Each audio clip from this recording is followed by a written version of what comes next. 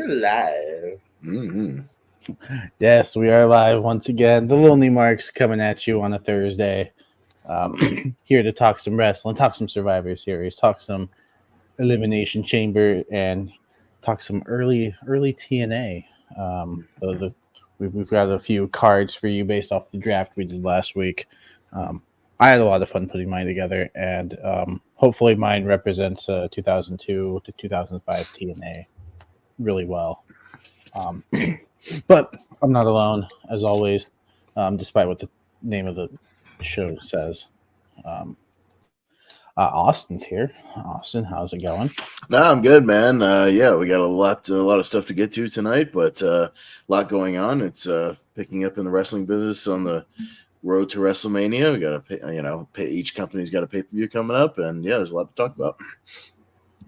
Yes. I'll go to JPO next because Richie's still eating. JPO has a good. Oh my God! Let's get a napkin there, buddy. Yeah. Oh yeah. This is why we get subscribers right here, baby. Yeah, doing fine. And hey, really, Jesus Christ, really, all the major companies have pay-per-views. TNA even has a pay-per-view tomorrow night. Nice. How many people know show? Nah, they still want to get paid and not get blackballed. They might leave after their contracts if they get released. We'll see. They didn't give Josh Alexander the choice though. But Richie, yes, Richie is also here. Richie, how's it going? Yeah, look. You can find the food porn at my OnlyFans, and it should be, I've been all right. Yeah, it's an interesting time in the. I'm just saying, bro. Like when you're fucking podcasting, you should just podcast. Nah. Should I go get some food and join in on the party? Like, should I go get some chips and just crunch them loud? I got some M&Ms that I've been eating for like the last 2 months. Welcome to Chubby's watching wrestling eating food. Yeah.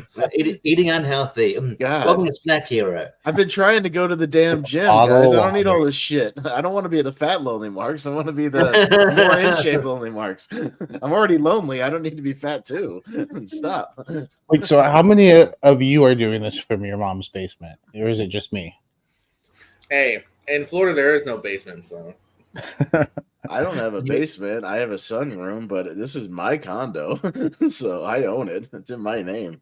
I can prove it. I got the paperwork to prove it. I can show it on camera. Lucky. Yeah. Yeah. So yeah, a lot of wrestling. Things are shaping up in wrestling. That's what I was about to say. And no surrender. Just it's a good show, but it looks more like just rematches from. How to Kill basically. But anyway, is it like their version of Backlash? Just a bunch of rematches. That happens sometimes because again, this is like their it's just simply on their app and their YouTube. So like they're not really going very ballsy with this one. You know what I mean? This is not the $40 pay-per-view. Then I think I figured out where Explosion is happening. It's on YouTube. Is this on YouTube? Yeah. I don't know if it's all the time, but yeah, I saw an episode. I think it was either yesterday or the day before that they had uploaded to YouTube. Just a couple matches. But it was like a 40-minute episode, so yeah. This was a normal time of an hour TV is 40 minutes. Right. With commercials, so yeah. Speaking of TNA, I for one am very excited to hear these cards. And JPO, since this was your idea and this was your draft, I think it's only fitting that you go first. All right, yeah. So TNA 2002-2005, just a bit of a mock card here did last week. So let's open up with a 4-way X Division match here. And Shawn Michaels' cousin, Michael Shane, versus Sabu versus Psychosis versus Shark Boy. Have some fun. X Division spots. You can pull out a table, whatever, do whatever, And if we're doing winners, Shawn Michaels' cousin should win. Then we'll go no disqualification match between Vampiro and Perry Saturn. Maybe call it a hard 10 match. Remember that weird gimmick? Hard 10s. What about hard 20s? Didn't New Jack and Sandman do a hard 20 match or something? Oh, God, did they up it? No, yeah, I think so. Or they wanted him to. I don't know. He told a story like that one time. Yeah, so let's go with Vampire. I believe that'll be fun here. I think Parasite can still kind of go too, at least despite him having a very short TNA run. Then of course you guys all messed up, man. I got Jeff Jarrett so low at 13. So Mr. TNA will take on D'Lo Brown, who was also pretty hot when he first returned to the company, or debuted to the company, rather, at this point. Yeah, let's go with Jeff Jarrett. He's got We messed up, and that's the match you gave him. Yeah, because I'm not going to put him in a higher match. He doesn't deserve to be higher. And then we got 3 Live Crew, which is Road Dogg, aka at this point BG James and Conan, because someone stole Ron Killings. Because I wanted BG James and Ron Killings taking on the Flying Elvises, Sonny Siaki and Jimmy Yang, and later on known as Jimmy Wang Yang. And yeah, we'll go to 3 Live Crew here, followed by I think would be a great technical match of Dustin Rhodes versus Chris Candido, which might have actually happened on Impact. I didn't look it up, but I think these two just. I want to say I saw that result in one of the Impacts. That might have actually happened. I really feel like I can picture these two fighting actually. So I just want to see it again. A great technical match here as well, and also Dustin had a nice pop when he first came in, but just like D'Lo, just like Raven, they all kind of debuted to lose to Jarrett, and their hotness kind of wore off pretty quickly. And then a great X Division match here. How about Jeff Hardy versus Paul London? That sounds kind of cool to me. Kind of both in their prime to an extent. Well, maybe Jeff's not in his prime. Maybe he's figuring some shit out, but he's still a pretty good wrestler when he's sober. And Paul London's kind of in his prime at this point here, right before he gets signed to WWE. Then we got Christian Cage versus Sting, of course, both known more as faces, but I'll turn Christian heel. He's been a fun heel, so in my timeline, he's a heel taking on Sting, and but we'll still give it to the Stinger. And then it's the Battle of Team Canada, because by the time it came to me for teams, y'all had AMW, y'all had Triple X taken. I was losing teams, so I drafted Team Canada, Bobby Roode and Peter Williams, and then because I didn't know what else to do, Team Canada, Teddy Hart and Jack Evans. Battle for Canadian supremacy. Yes. For control of Canada. Control of Canada. Yeah. The winners run Canada. Winner gets to kick Justin Trudeau out of office. Yes. Just make it a Canadian flag match, and then the winner, runs Canada. So Canadian flag on the pole. I say Scott D'Amore interferes for PD and Bobby to get the win here. Yeah, that tracks for 2004 TNA. That Scott D'Amore interferes. Exactly. Scott D'Amore interferes. I know. Let's even in my company, I don't really want to keep Teddy around that long anyway. And then finally, he didn't get to main event, but if you go to 05, he's a main eventer. And if he had stayed with TNA, let's end with the Ring of Honor Classic of Samoa Joe versus CM Punk, but now in TNA. Mm-hmm. By the way, January 14, 2005, Chris Candido versus Dustin Rhodes on Impact, a 3-minute match, 3 minutes. So man, very short, but I don't know it's why there. I can very much picture it for some weird reason. Yeah. So there you go. That is my TNA card. What was that? 9 matches. Yeah. There's a modern day. I've only got 8. There's a modern day Christian Sting reference. I don't want to go on. It's pretty dark, but Botchmania mentioned something because yes, Sting's father died, and then Matthew's like, "Oh, don't mention that around Christian." By the way, I believe our friend Steve Mason will be on Botchmania soon, or our clip that he produced. Keep mentioning him. Okay, cool. I'm gonna have to have a look. I'd imagine that that Dynamite match that just happened with Deonna Purrazzo or whatever will be on Botchamania pretty soon. Yeah, which they said move of the night. I'm like, no, it was Botch. They had a horrendous match, right? From what I hear, just horrific. So yeah, not good. Yeah. All right, Richie, why don't you give us your card? Yeah, so I'm gonna while I'm distracted by my dog trying to lick the plate next to me. Anyway, I'm gonna start off with what we call a horse fight. You got ECMO, it's not the first, not the last time I'm going to talk about him. He's on Spurs. Former Jamal Umaga, versus Sean Hernandez, aka just Hernandez. Two athletic big guys slapping me.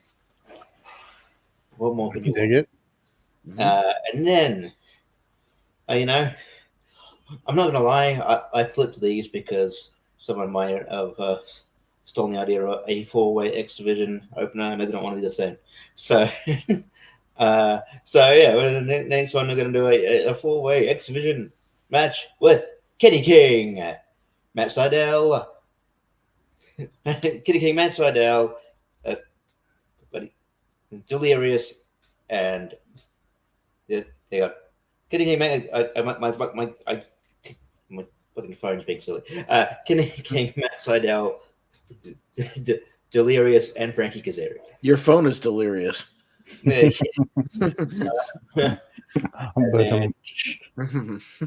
From I'm not ready to stream. Sorry, I don't have the sound effects. I'll loan them to you sometime, Jake. Oh, wait, No, that's wrong sound effect. Yeah. Send me those. Yeah.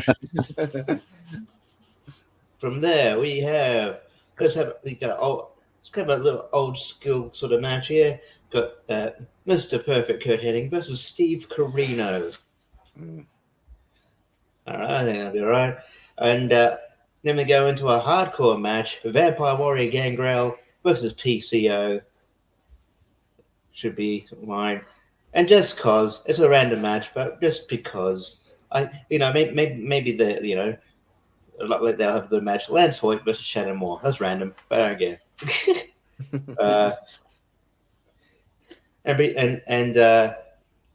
Because there are only two on the card, of course they got to wrestle. That'd be weird if I didn't put them on. Gail Kim versus Lex Lurie from aka Mickey James.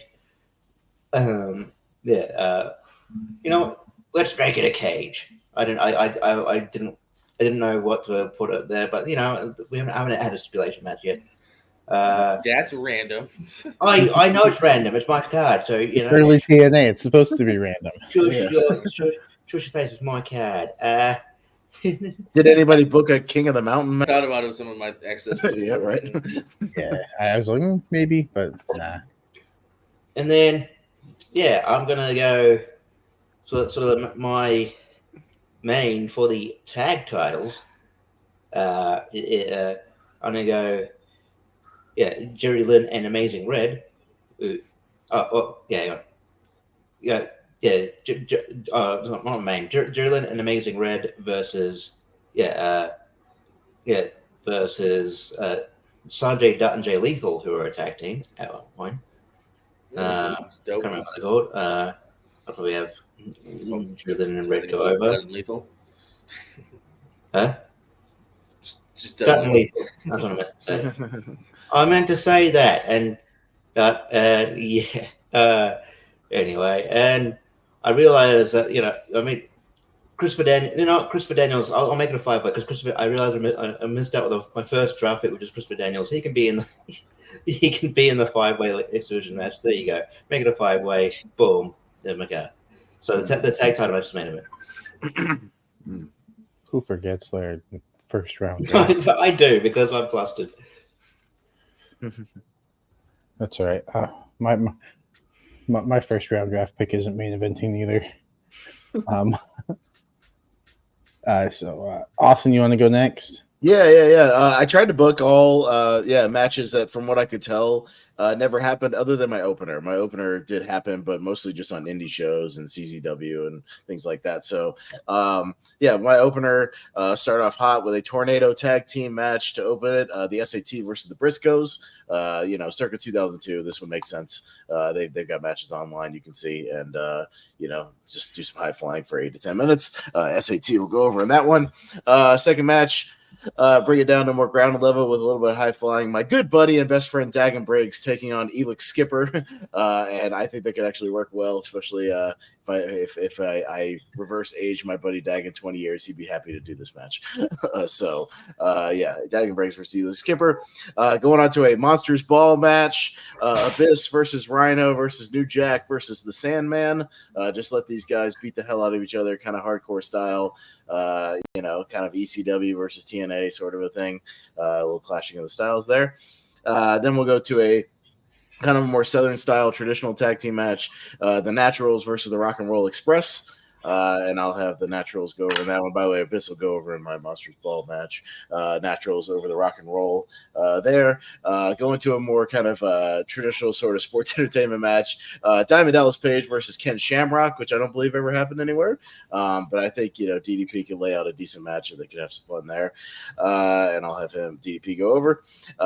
Next matchup, another one. And the rest of these, I don't believe, again, happen anywhere from what I can tell. But I think they would all work well with each other. Next match, Kid Cash versus Chris Hero. I think could be a lot of fun. Kid Cash with the really good high-flying stuff. Chris Hero grounding with submissions. Nice little clash of styles. Would work well there. Chris Hero goes over. Then I've got Mike Awesome versus Roderick Strong. Just because I think Roderick Strong is kind of similar to like Masato Tanaka and kind of a shorter guy who hits really hard and isn't afraid to throw down. And I think they could beat the hell out of each other and have a fun little fight there. And then I've got Super Crazy versus Austin Aries for my semi-main event. These guys had a three-way somewhere with somebody else, but they never had a singles match. And I think they could have a good little singles match. And then from what I could tell, this never happened in a singles match. It's hard to believe. They were in a King of the Mountain match together. But my main event will be AJ Styles versus Monty Brown, which who never had a singles match against each other. And I think they could have a really fun and a nice representation of kind of early TNA, two of the faces there. So, I'll have AJ go over the main event. There you go. Very nice, very nice. Now my card, we're gonna kick things off with some high flying action as Spanky takes on Six Pack, and I think we'll have Spanky go over because I like him. That's it. Booker just putting over his friends over here. All right, cool. Nepotism. Up next, we're going to have some hardcore action as Nigel McGuinness takes on Just Incredible and Terry Funk in a triple threat. Nigel McGuinness? Holy shit! What? Why not? Why? Terry Why? Funk doesn't. Why? Yes. Because Terry Funk doesn't like him. It's not. I didn't criticize your card. Terry Funk versus Already. and Nigel McGuinness. It's a three-way. Nigel McGuinness, Just Incredible, Terry Funk, and Nigel McGuinness is going over. Okay. I like him. You know what? I don't want to do this anymore. No, I don't mind it. Nope. I'm I done. want to hear where it's going. Nope, No. I'm done. No, I want to keep going. So, how about that Intercontinental title match between Gunther and Jay? I'm sorry. Jay. No, Didn't that go just the way we thought? Please keep going. Keep going. I'm intrigued. Okay, because I already forgot your main event, JPO, and I'm sorry. What? Samoa Joe versus CM Punk? The banger that would be? Oh, wow. Aren't you always the one who says, let's do something that we haven't seen before? Never happened in TNA, so it is the first time.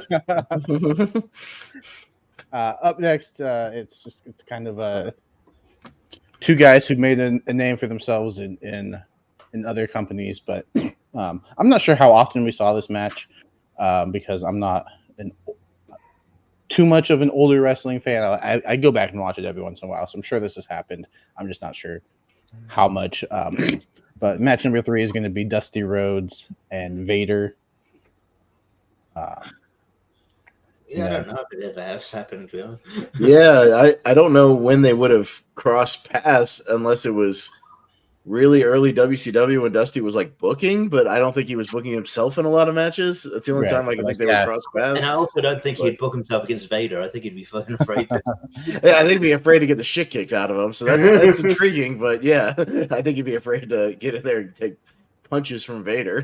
But that's intriguing. Both a little older here, so yeah. No, in fact, the only time these two shared a ring besides a random event in Oklahoma was on TNA, where they tag teamed and defeated the Harris brothers. It's the only time they shared a ring. Okay. All right, and then match number 4, Kevin Nash is a bully, so Kevin Nash will take on Tenacious Z, Zach Gowen. Oh god. But that power bomb will be redonkulous. Maybe through the ring. I don't know. He's going to take his leg off like he did with was it? Yeah. Mad Dog? Was it was it Mad Dog Vachon? Was that not? Was that yeah? Was that him? Or was Oh, yeah, I know what you're talking about. Yeah, that's that? yeah. So yeah, Kevin Nash goes over, obviously. But Tenacious D looks like he's going to make a comeback, and then it's rewarded pretty quickly. Yeah. Up next, match number 5. This is going to be a tables match. It's going to be Team 3D and America's Most Wanted. Does that make more sense, JPO? Yeah, that's probably someone with the match I wanted to do. That match probably happened somewhere. I don't like it in a different way. Team 3D going over. Up next, another triple threat match as Eric Young, Jushin Liger, and Juventud Guerrera are going to mix it up here. And let's give the win to Liger because I like him. I like him. Oh yeah, I like him. Following what do you know? December 11, 2005, Team 3D versus America's Most Wanted in a tables match. Turning Point 2005. So that did happen. I figured, but also the other 2 tag teams I had, I wanted to put them against each other. So there you go. I figured a tables match in Team 3D.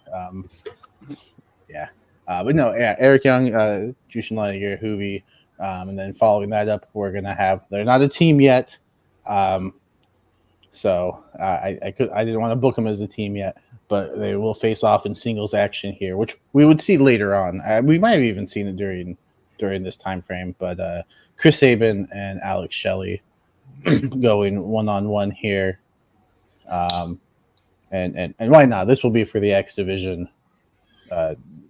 championship, and Chris Sabin's going over, and then. In the main event, we have a 6-man tag. Ron Killings and the Road Warriors taking on Raven and the Insane Clown Posse. That is random as fuck. Yeah, I know. Ron Killings, with the added stipulation, Ron Killings, I decided let's make him champion. If Raven or his team wins, he gets a future title shot. Spoilers, they don't win. Towards the end of the match, the Road Warriors just beat the crap out of ICP and get the pin. So I thought you said you were just going to book the World Warriors versus ICP and just have Road Warriors beat the shit out of them for like 4 minutes. But, I thought about it, but similar to Acolytes and Public Enemy. Yeah, right. It's a weird thing where I like even numbers of matches. So once I got to 8, I was like, well, I'll just combine the 2. It's like the match where Mike Awesome was just power bombing them on top of buses, just killing them. I wanted Ron Killings in my main event. Is Ron Killings going to make a Road Warriors do What's Up? He tries. Yeah, because he actually had that song in TNA. There was one song that carried over. The Road Warriors are all business. R-Truth, by the way, I got other stuff going on. I can't go, but this Sunday in Greenville down the road from me, there's a hockey game, their minor league hockey game, and it's WWE night, and R-Truth is doing like a VIP meet and greet thing. He's going to be there. So that's random. But yeah, I got an email about it because I subscribed to their that arena's like email list or whatever. Really random, but cool. This just in, Jacob's TNA canceled. Ticket sales were low, and he's gonna take you off screen. This just in. Only one half of JPO's main event showed up, so unfortunately, the crowd did not go home happy. 2002, 2005, Punk shows up all the time, so. But he got, but then he gets into a fight with Teddy Hart backstage. It's Teddy Hart. No, Teddy Hart shows up drunk and then has a DUI after the show. With it, and then they high five CM Punk for fucking putting him in his place. Teddy Hart shows up drunk, does a moonsault off occasion, and throws up in the ring. If TNA is not canceled by now, my card's not going to do it either. By the way, Austin, Maximum Games just defeated Terry Funk in a hardcore match, and you have ICP main eventing. I'm worried. I'm pretty sure ICP main evented for real. Well, there was a stipulation that No. ICP would bring 400 fans to his show if they main evented. That's why he hasn't. Yeah, I don't think they ever got paid for those shows. He didn't want to get paid. I'm pretty sure one of the cards I No, looked at they had. wanted to get paid. They just knew they wouldn't get booked, so they offered no pay. Yeah, fair enough. By the way, Austin, the Yeah. third guy in the super crazy Austin Aries match was a guy named Ricky Marvin. Oh yeah, Ricky Marvin. I thought I saw. I just couldn't remember who it was. Yeah, Ricky Marvin. So they were in the ring together, but not a 1-on-1. Yeah, that's cool though. Probably a good match. Yeah. But yeah, no, not a crazy week in wrestling. We did get a little bit of a storyline going with Jimmy and Jay, as Jimmy cost Jay the Intercontinental title, as it looked like he was about to get the pin on Gunther. And so, of course, even when it's not. Go ahead. It just doesn't make sense in a way. But anyway, but why wouldn't you want to fight for the title? Shit, he doesn't want his brother to be successful. I just looked up ICP did main event one of the pay-per-views. But it was the 2 hour pay-per-views. So all right, so JPO's gone. Well, I mean, those weekly pay-per-views were wacky. I so was giving them credit. I was saying they main evented. That wasn't a take me off moment. Tip before was a take me off moment. That was a prop. I know, but I missed it though, so I had to make up for it. You did it when I was trying to give you credit. Fuck this guy trying to back me up with facts. Nice sweater. Fuck you. I told you. Nice sweatshirt. Does it have mom's spaghetti on it?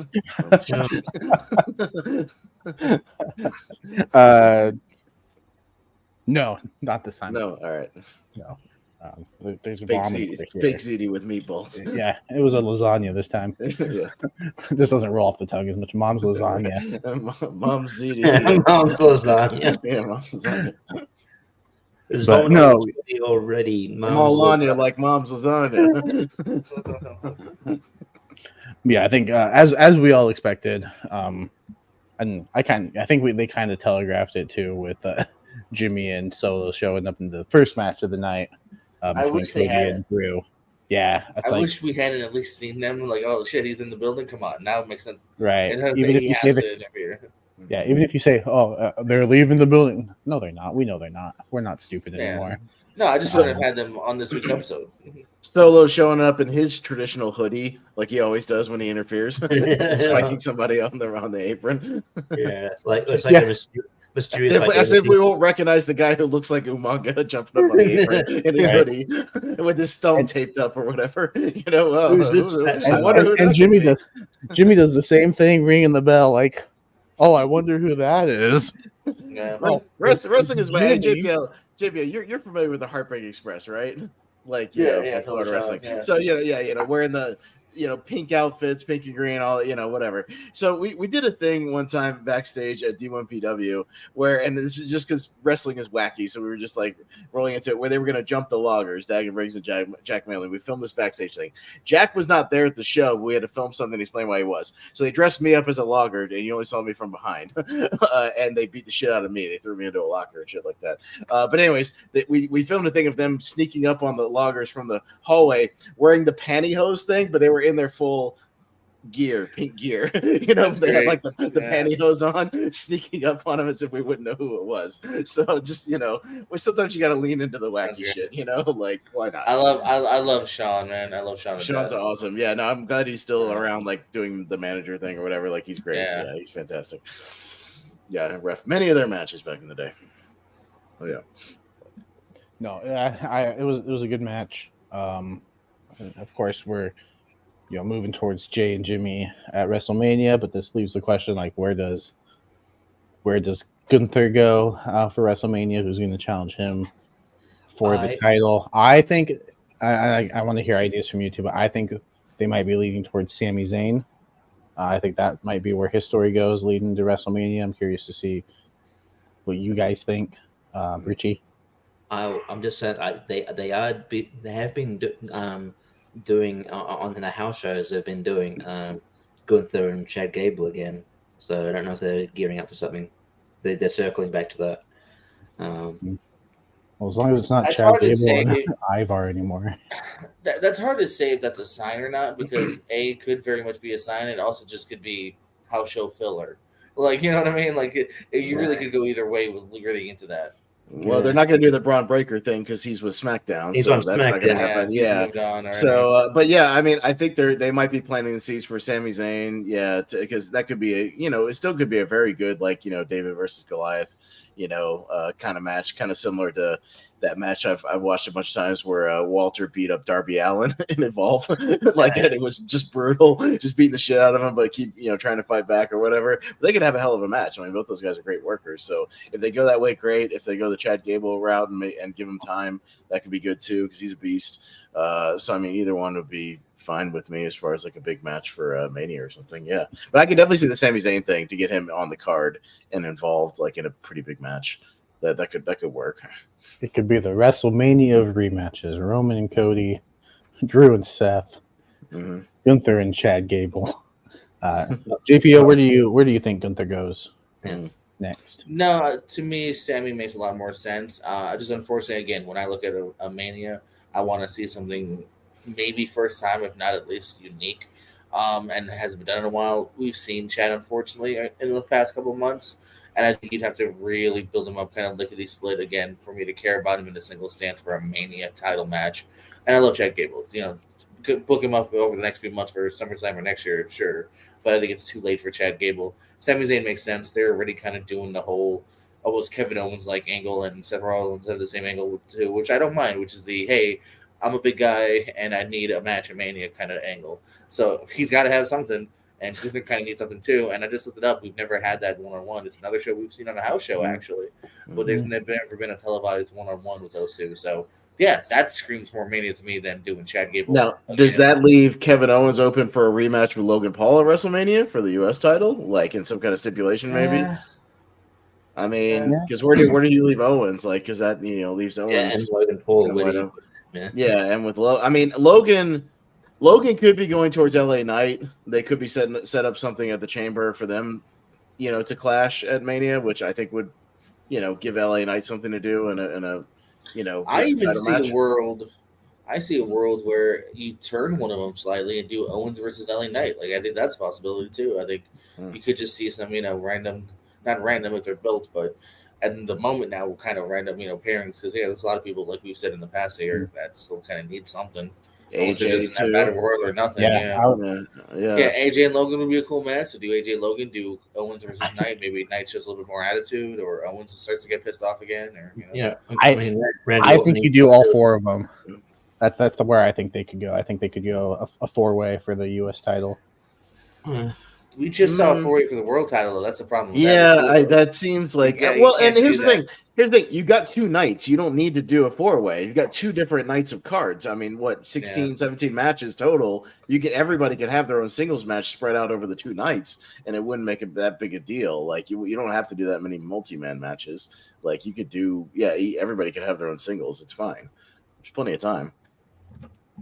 I just think it's WrestleMania. They want to put as many people on the card as they can. That's why they've made it. Right, and when was I'm not saying I want. That's why you always get that Andre the Giant Battle Royal to get 25 more people on the card in the pre-show. Like that's what they do. Yeah, but lately that's just been the SmackDown show. It's just been on SmackDown, the SmackDown before WrestleMania. Yeah. No, I would love to see a singles match, a Logan in a singles match. I'm just saying where I think they could go. And where I think WWE would book it is a 4-way. I'm not saying they could go this, but I could see maybe like a multi-man ladder match. They used to do that every year. I don't know. They could bring it back. We got that in a couple months. Yeah, they're gonna have Money in the Bank in 2-3 months or whatever. Oh, they're gonna have that. Yeah, true. They're gonna have that at the Let's bring that back, please. I loved when Money in the Bank was at Mania. I see both sides of the coin there. I do too, but it's another big match feel, and it's like big match, and it's a good way to get 8 people on the card, or 6 to 8, right, or even 9 if they play. They did 10, I think, at 26. There you go. Yeah. My only issue with Money in the Bank this year is because they're really hyping up. Hey, we're going international this year, going all these places, and they're like, hey, Money in the Bank, we're going to Canada. I'm like, you always go to Canada. It's not like bigger. I mean, like That's a weird nitpick. That's not like it's not as a big deal as going to Germany or Australia for a pay per view. It's not like Yeah. you need. And then going back to How Puerto else they Rico. can announce it though? They got that France. They got that France show too, right? Aren't they They doing a did show France, in Backlash France? yeah, in France Backlash, this year. Yeah, Backlash yeah. is in France this time. Hey, I'm all for them doing more shows, overseas. Like, 'cause those usually get really hot crowds, and they're very happy to see wrestling. So, I'm looking forward to all that. I mean, I get where Richie's coming from. It's like you're going to Canada. I'll go to Canada a lot, so it's not that big a deal. But at the same time, have they ever had a Money in the Bank in Canada? I don't know. Have they? No. I don't think so. So I'm not saying it's a big deal. I'm just saying like you're it's wrestling. You're gonna hype. That's just what you're gonna do. Yeah. Hey, we're going to Canada. Who gives a fuck, right? Everybody like, yeah, you're gonna hype it. Hey, we're going to Canada. I guess we could get into this more when we talk our chamber predictions, but Drew did hand Cody his first loss since Brock beat him by technical submission. I think it was his first time being pinned since last year's Mania. Yeah. So if they're not building Drew up, He's going to be re-signing, right?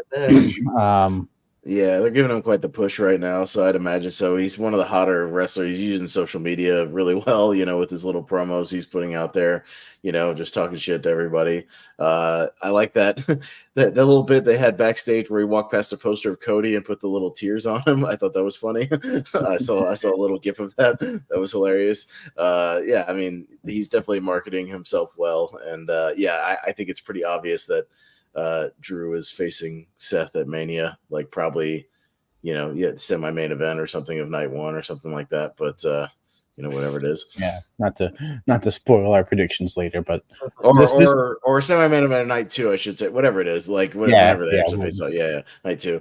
Because if they do that tag match at night one, which they might be setting up for, Seth would be involved in that. But yeah. I think there's a reason they're having a Grayson Waller effect with Seth and Cody. I'm sure it's to get Grayson Waller on the show because I'm sure he's going to get a decent crowd reaction. But I think something big is going to come from that segment. I would have put him in the. I mean, I would have thought he might have been in the chamber just for because I mean, I guess like if you can. He's not going to, people probably want him to win, I guess. So if he's not going to win, then why put him in there? But I don't know. Yeah, so. Yeah, it didn't matter with Tammy. You just said it. You just nailed it on the head. And he's get over by speaking. And he's good on the mic. He's a bit. I don't know if they do it. I think they do a disservice by having him team with Austin Theory because he's a bit of Austin Theory. But it kind of shows. We'll see what happens. Did you know, by the way, we'll get into prediction. Did you know, like the Rhea Ripley versus Nia Jax is technically Australia versus Australia? Yeah, because Nia Jax was born in Australia. So I don't know if they did that on purpose, but or it just sort of happened that way. Nah, I think it's just a happy coincidence. But. We probably should, like, if we're still on news. There's one thing I want that's probably a bit decent thing. The Briscoes are going into the Independent Wrestling Hall of Fame, which is kind of cool for them. Nice. Yeah, I don't know. I just think it's kind of cool. I think it's. I don't think people really talk about the Independent Wrestling Hall of Fame that much, but I think it's it's probably well deserved. And I'm surprised they're not. I thought maybe they were already in it. To be honest, to be fair, but yeah, it's good that it's a relatively new thing, and don't forget too, like not to be morose about it, but they were active, so it wouldn't have really made sense to put them in any earlier to a degree. You know what I'm saying? Yeah, yeah. So I mean, because most of the guys who are in there, like Jerry Lynn's been retired for like a long time. Guys like that. It's Dave Prazak who's kind of on his outer stretch. Jerry Lynn, Lufisa, who's kind of mostly retired. Yeah, Paul London is not really doing a lot. Yeah, pretty retired. Exactly. Yeah. Like Briscoes were literally like still banging, like still main eventing Ring of Honor pay-per-views and stuff. Yeah, so I mean, still going. Five-side classics. Right. So yeah. I believe them and R.I.P. Trent Acid, I believe also in the lineup this year.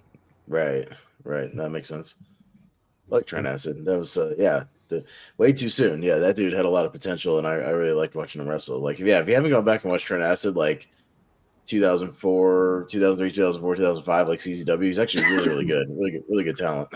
So good stuff. No, absolutely no. He's well earned. And yeah, there'll be a lot of cool stuff coming up Mania weekend. They announced Kenta versus Gringo Loco, Nick Nemeth and Mike Bailey at Bloodsport. That's gonna be cool. Okay. Nice. And there's a couple. Oh, sorry. Yeah, sorry. No, I was just gonna say, looking at past Hall of Fame inductions for the Hall of Fame, year one, it's only year 3. Year 1, Dave Prazak, Jerry Lynn, Homicide, Lufisto, Ruckus, and R.I.P. Trixie Smothers. Year 2 was cheerleader Melissa, Christopher Daniels, Excalibur, Jimmy Jacobs, Mike Modest, and Paul London. So, I believe you can find all those on Fight TV /Triller. On the old ones, I think just on YouTube you can find them. Yeah, that's some good, well-deserved ones there. A lot of people I was into in the 2000s. Yeah, for sure. Yeah, the heyday of the Indies. Yeah. I was just going to say, like, get into it, but I think the Revolution card's shaping up as well. Like, it looks like we're getting like a Meat House Madness match with Wardlow, Powerhouse Hobbs, and someone to be announced. Yay, meat! I want to hear meat slapping at Revolution. It says TBA, so I guess you got to try to start a meat chant. Austin. No, I'm sure the crowd will do that anyways. Meat. I mean, especially if they're billing it as like a meat match or whatever. Yeah, I mean, it'll be meat. But yeah, I like a good Haas fight. Yeah, so let's go. So who's going to be the other person then? Wardlow, Hobbs, and Keith Lee. Keith Lee, maybe Miro. Miro would make sense. Yeah, Miro in there. Yeah. And then you got Christian Cage versus Daniel Garcia for the TNT Championship. Which Danhausen for the triple threat. You know what? I'm not mad. That'd be funny. What's Jake Hager doing? Yeah. He's not getting booked for pay-per-views usually. He's moonlighting as a young Chris Nowinski on Survivor Series. He just kind of does. Oh boy, we'll talk about that segment. We'll talk about how they wasted a half an hour before the Elimination Chamber. Holy shit, they had all the time. Holy shit, they had to kill a half a fucking hour. Meanwhile, we'll get into it. Meanwhile, Kidman and Jamie Noble were going 100 miles an hour for 7 minutes, trying to cram all the shit in when they could have easily had 12 to 15. Easily. Because, oh my God, did they waste 30 minutes before that damn. But we'll get into it. Not only that, I noticed they cut something out. So they wasted more than half an hour. Yeah, it's Jesus Christ, it took forever to get to that thing. We'll talk about it. So yeah, but anything else happened? Because I wasn't able to watch. It wasn't like a huge week for news. Everybody's just kind of building to the pay-per-views right now, so there wasn't like a lot going on. So yeah, I'm not sure what they're doing with Ric Flair necessarily. Like the storyline is he's mad he's not involved in the build-up as much. I think it's going to be a simple double turn. Is going to be my guess is that it's going to be he's going to come with the Bucks to the ring, and then he's going to low blow the Bucks. It's going to be double turn. Yeah, that's my guess. So yeah. If you're a wrestling fan that doesn't like to watch wrestling but behind the scenes stuff, Biography and Rivals returns on AEW on A&E. A&E. Yeah. I didn't know that was. And also, aren't we close to Dark Side too? When's Dark Side? Yeah, Dark Side had a trailer out, so I mean it's got to be soon. Yeah, I saw that they were promoting it, so should be soon. I want to say maybe March. Yeah. Maybe? What is this, season 5? 5. Wow. I say that like I've watched seasons 1 through 4, and I still haven't. I got to catch up. I'm still like, it's hard because I'm more interested in the stories I don't really know because I'm like catching up on like some of the seasons are on. There's a couple of seasons on Tubi, and there's a couple of other seasons like elsewhere on Australia. So I'm just watching a couple of seasons on Tubi, and I'm like watching like parts of the Benoit one. I'm like, well, this is the one I know most. I'm just like, I know. That's the one episode. March 5th. Yeah. So, I've seen every episode. They're all worth it. I know you guys are slacking. Yeah. Season 6 is going to be dedicated to just Vince McMahon. That's going to be the whole season. Yeah. It's going to be looking back on every awkward segment Vince McMahon was ever a part of with women and just highlighting every single one of them. Yeah. How did we Those are not so know? much harder to watch now. Yeah, right. Yeah. But let's get into this pay-per-view because we are in Elimination Chamber season, and at first it didn't make sense that Richie chose a November pay-per-view. But then I remembered why. Until once we he got said to the it. main event, and then it made sense. Survivor Series 2002. This was a good card overall. Good show. I think Good show. show. So yeah, very good choice, Richie. I got my notes. So let's get into it. And first off, Richie, other than the Elimination Chamber, this being the first Elimination Chamber, is there another reason that you decided to go with this as your choice for winning? I remember it being a good undercard as well, and it was a card that we'll get into where all the titles changed hands. A lot of title changes. Yeah, and most stuff was good, and then like there's one baffling decision that still baffles me to this day, but we'll get into it. But I think it's just all up and down, really good card, and and it's still I think it still stands as one of the best chamber matches. So I think the first one. So and it's probably good to go back to the first one and see the evolution of the sort of the chamber match. So how much safer it's gotten over the years. So I mean, you're lucky I was in a good mood. I could have picked the hardcore Elimination Chamber match from December to December. But I would have just been busy today. I would have had to run the damn stream and review that fucking thing and take notes and write down all the shit that happened on there and be bored. Sorry. Yeah, I know. I legitimately have like a really dry throat. I've had a dry throat, and I still am gonna do this shit. Probably lose my voice tonight. It's fine, but I'll take care of it. Survivor Series 2002, November 17th, 2002, from Madison Square Garden, the world's famous Madison Square Garden. It's a split pay-per-view, so JR and the King on commentary for Raw, Michael Cole and Taz for SmackDown. Overall, we'll talk about it, but a really good show. I think it's a really entertaining show overall, and nothing really bad overall. Like, a few wonky things, but we'll talk about it. But we're going to open up, much like we did, kind of in the Royal Rumble 2000 from Madison Square Garden with a tables match. If you remember, the Hardys and the Dudleys had a tables match to open that show. Pretty crazy match. We get some similar stuff here. We got a 6-man tag team elimination tables match. So lots of tables are going to break in this one. Bubba Ray and Spike Dudley plus Jeff Hardy against all the members of 3 Minute Warning, Rosie, Jamal, and Rico, their manager, actually in the match here.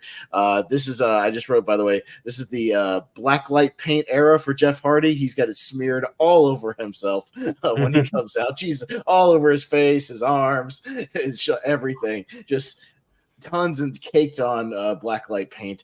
This is the singles era, both Bubba and Jeff Hardy.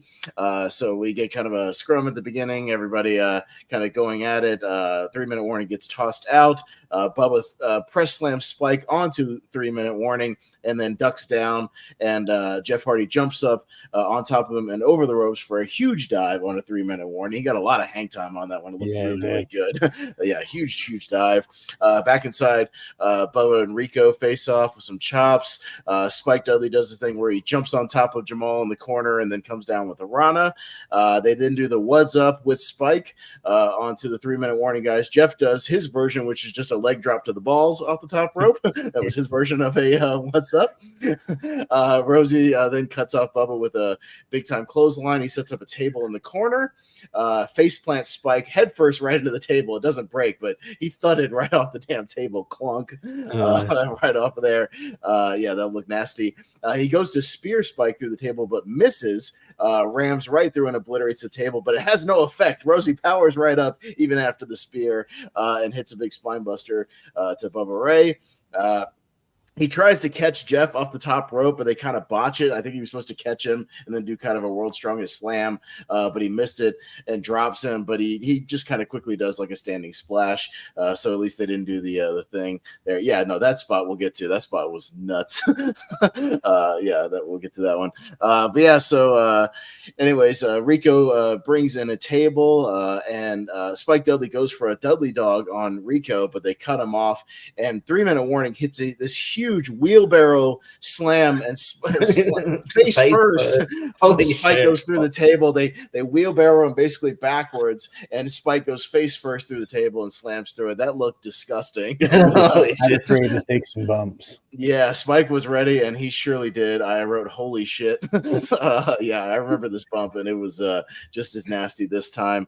Rosie goes to the top rope to jump on Bubba. Bubba knocks him off, and he does a split-legged moonsault, like off of his, like he bounces and like actually does a full-on like split leg. It looked great. It was like a bumping, but like it looked crazy awesome. athletic for their size. Yeah.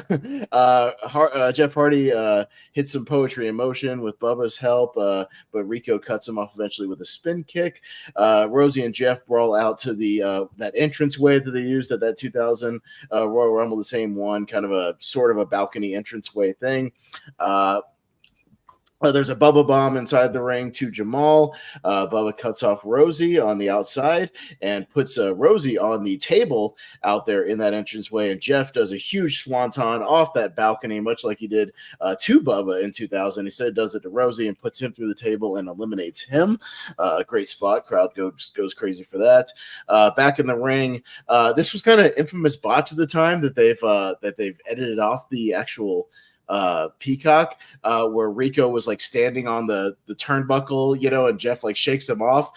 He infamously stood up there for like 30 seconds on the live thing. Jeff missed his cue and he was yelling like, "Where the fuck is Jeff? Where the fuck is Jeff?" And then Jeff finally got up there. They've edited it down to like 5 seconds on the actual pay-per-view, but it's a pretty infamous like botchamania type thing on the actual live feed. But anyways, they shake him off. There's a top rope back suplex to Rico. He tries to do it through the table, but Jamal moves the table. There's a whisper in the wind to Jamal, and then a drop kick. Let's see. There's a table on the outside that Jeff Hardy throws the table right into Jamal's head, and that thuds right off his head too. That made a nasty sound because he hit him with the inside of the table, like with the metal instead of the other side. So that was a big clunk. Jeff goes to do his kind of running on the barricade little dive, but he kind of slips a little bit, but Jamal still slams the table into him to cut him off. And how did that not count as an elimination, by the way? Like is it because the table went through him and he didn't go through the table? It's because his own momentum did it, I guess. Same reason Rosie speared himself through the table. It doesn't really count. Like it's like an offensive thing, I guess. I'm wondering if they didn't expect the table to break if it was and then on top of him. We get the screenshot here. Yeah, Jamal puts Jeff on the table, goes to the top rope, and does a huge top rope splash and just absolutely squashes Jeff right through the table and eliminates him. That was absolutely nasty. So he is gone. Inside, Bubba and Rico are back in the ring. They put Bubba up on the top rope. Jamal goes up with him, but Bubba is able to counter and put Jamal through a table with a kind of a power bomb through the table. So Jamal is eliminated. It's just Rico and Bubba left here, but Rosie comes back in illegally. They're doing a 2-on-1. There's a belly to belly, but all of a sudden Devon Dudley, and not Reverend Devon, but Devon Dudley returns to the ring to join his brother. He cleans house, and they 3D Rico through the table for the victory. Yeah, Devon Dudley at the time, if you remember, in the split was Reverend Devon with Deacon Batista. If anyone remembers that. So, with his really bad music. But the Dudley boys reunited, and he helps Bubba get the win here as they finally eliminate Rico. Really good opener, other than a few of those little minor little botches and whatnot. But, crazy table spots. Crowd was super into it. What'd you guys think of this, Jacob? What'd you think of this opener here? Yeah, I thought this was a great opener. Like you said, there's some crazy spots. I think there's some good action from start to finish. The reuniting of Team 3D, the Dudley Boys, was really cool. The crowd was really into it. And I think other than those few little mix-ups, can't really complain about this match at all. I thought this was a really, really solid opener on the card. That I can't think of a match that I didn't like. Yeah. No, I mean, they vary in like star quality and things like that, but I didn't find any of these matches not entertaining, like at least on a bare level. So, JPO, what do you think of this table match opener here? Yeah, no, this is one I remember most of this card. This is one that for whatever reason I think I had on VHS back in the day. I definitely had this on DVD when it came out. I definitely had this on DVD and watched it, but I sold off most of my collection. For whatever reason. I don't think I had a DVD. I think I had it on VHS from what I remember. And I think it's a good way to start the event. You know what I mean? As you said, kind of reminiscent of Royal Rumble 2000 as far as the arena and tables. Had some big dudes in the Hardys, but this was fun. And as you said too, the end of Reverend Devon, end with that experiment. Let's get the Dudleys back together. Yeah, for sure, definitely. Richie, what do you think of this table opener? Yeah, not only the end of Reverend Devon, end of I think as much as like Bubba and Spike were all right together, I feel like Bubba was treading water too. He was just sort of like just in the hardcore division, which they were kind of winding down in the first place. Mm-hmm. But this match is pretty good. My only gripe, it's not even with the match, just like with the editing stuff out. 3-minute warning had a cool song, and then on this show they come out to generic rap music, which is not their song. I hate that. Yeah, the music they had was like 3 minutes on the high, we got 3 minutes. Like, yeah, they had a good song, and this bullshit, whatever they give them on the edited version, sucks. Yeah, it's not the only time I'm gonna mention that. By the way, there's another time. There's another time it annoyed me because there's another cool song that they edited off. I understand that more than this one. But the match itself is really good. Pretty good. I forgot that. How long did Bubba wrestle in a buttoned up vest? I was like, did he? I don't know. That's weird attire. I'm like, I missed this era, button up vest Bubba. Anyway, it didn't. It was really good. I mean, it's a bit sweet because Jamal and Rosie are really athletic, big dudes, and it's just it's saying that they're both not here anymore, but it was I enjoyed watching them while we could. Really solid match. Yeah, totally. So we go from that. We join Stacy Keibler, who's at the World, the former WWF New York, now the World, and she's with Saliva, who kind of were all over the show tonight. If anybody are fans of the band Saliva, definitely check this one out. They pretty much fully sing Always, the theme song for this pay-per-view. They left it in, so I guess they've got to deal with Saliva because all their music is on this show. So, I mean, none of it's edited out. I thought Saliva was particularly bad on this show. I thought the singer was pretty terrible, just personally. Yeah. I don't think he sounded very good, but that's just me. I don't know. Any of you guys Saliva fans? Not great live, but on the recording, I dig the music.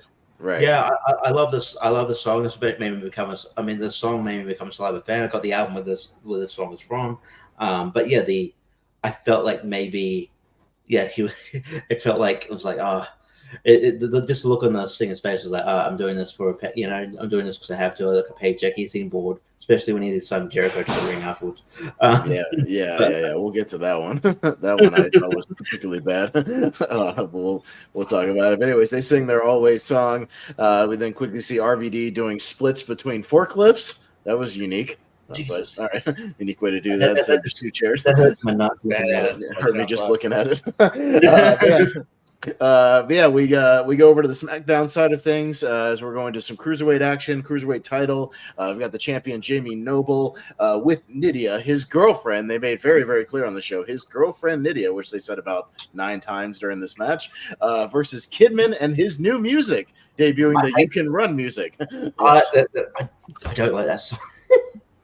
I don't hate it. I always like that song. I thought it was all right. It's like 2 minutes. I don't know. It's too short. That song does 3 loops before he gets out of the ring. Yeah, I liked his old WCW music though. I did like his WCW.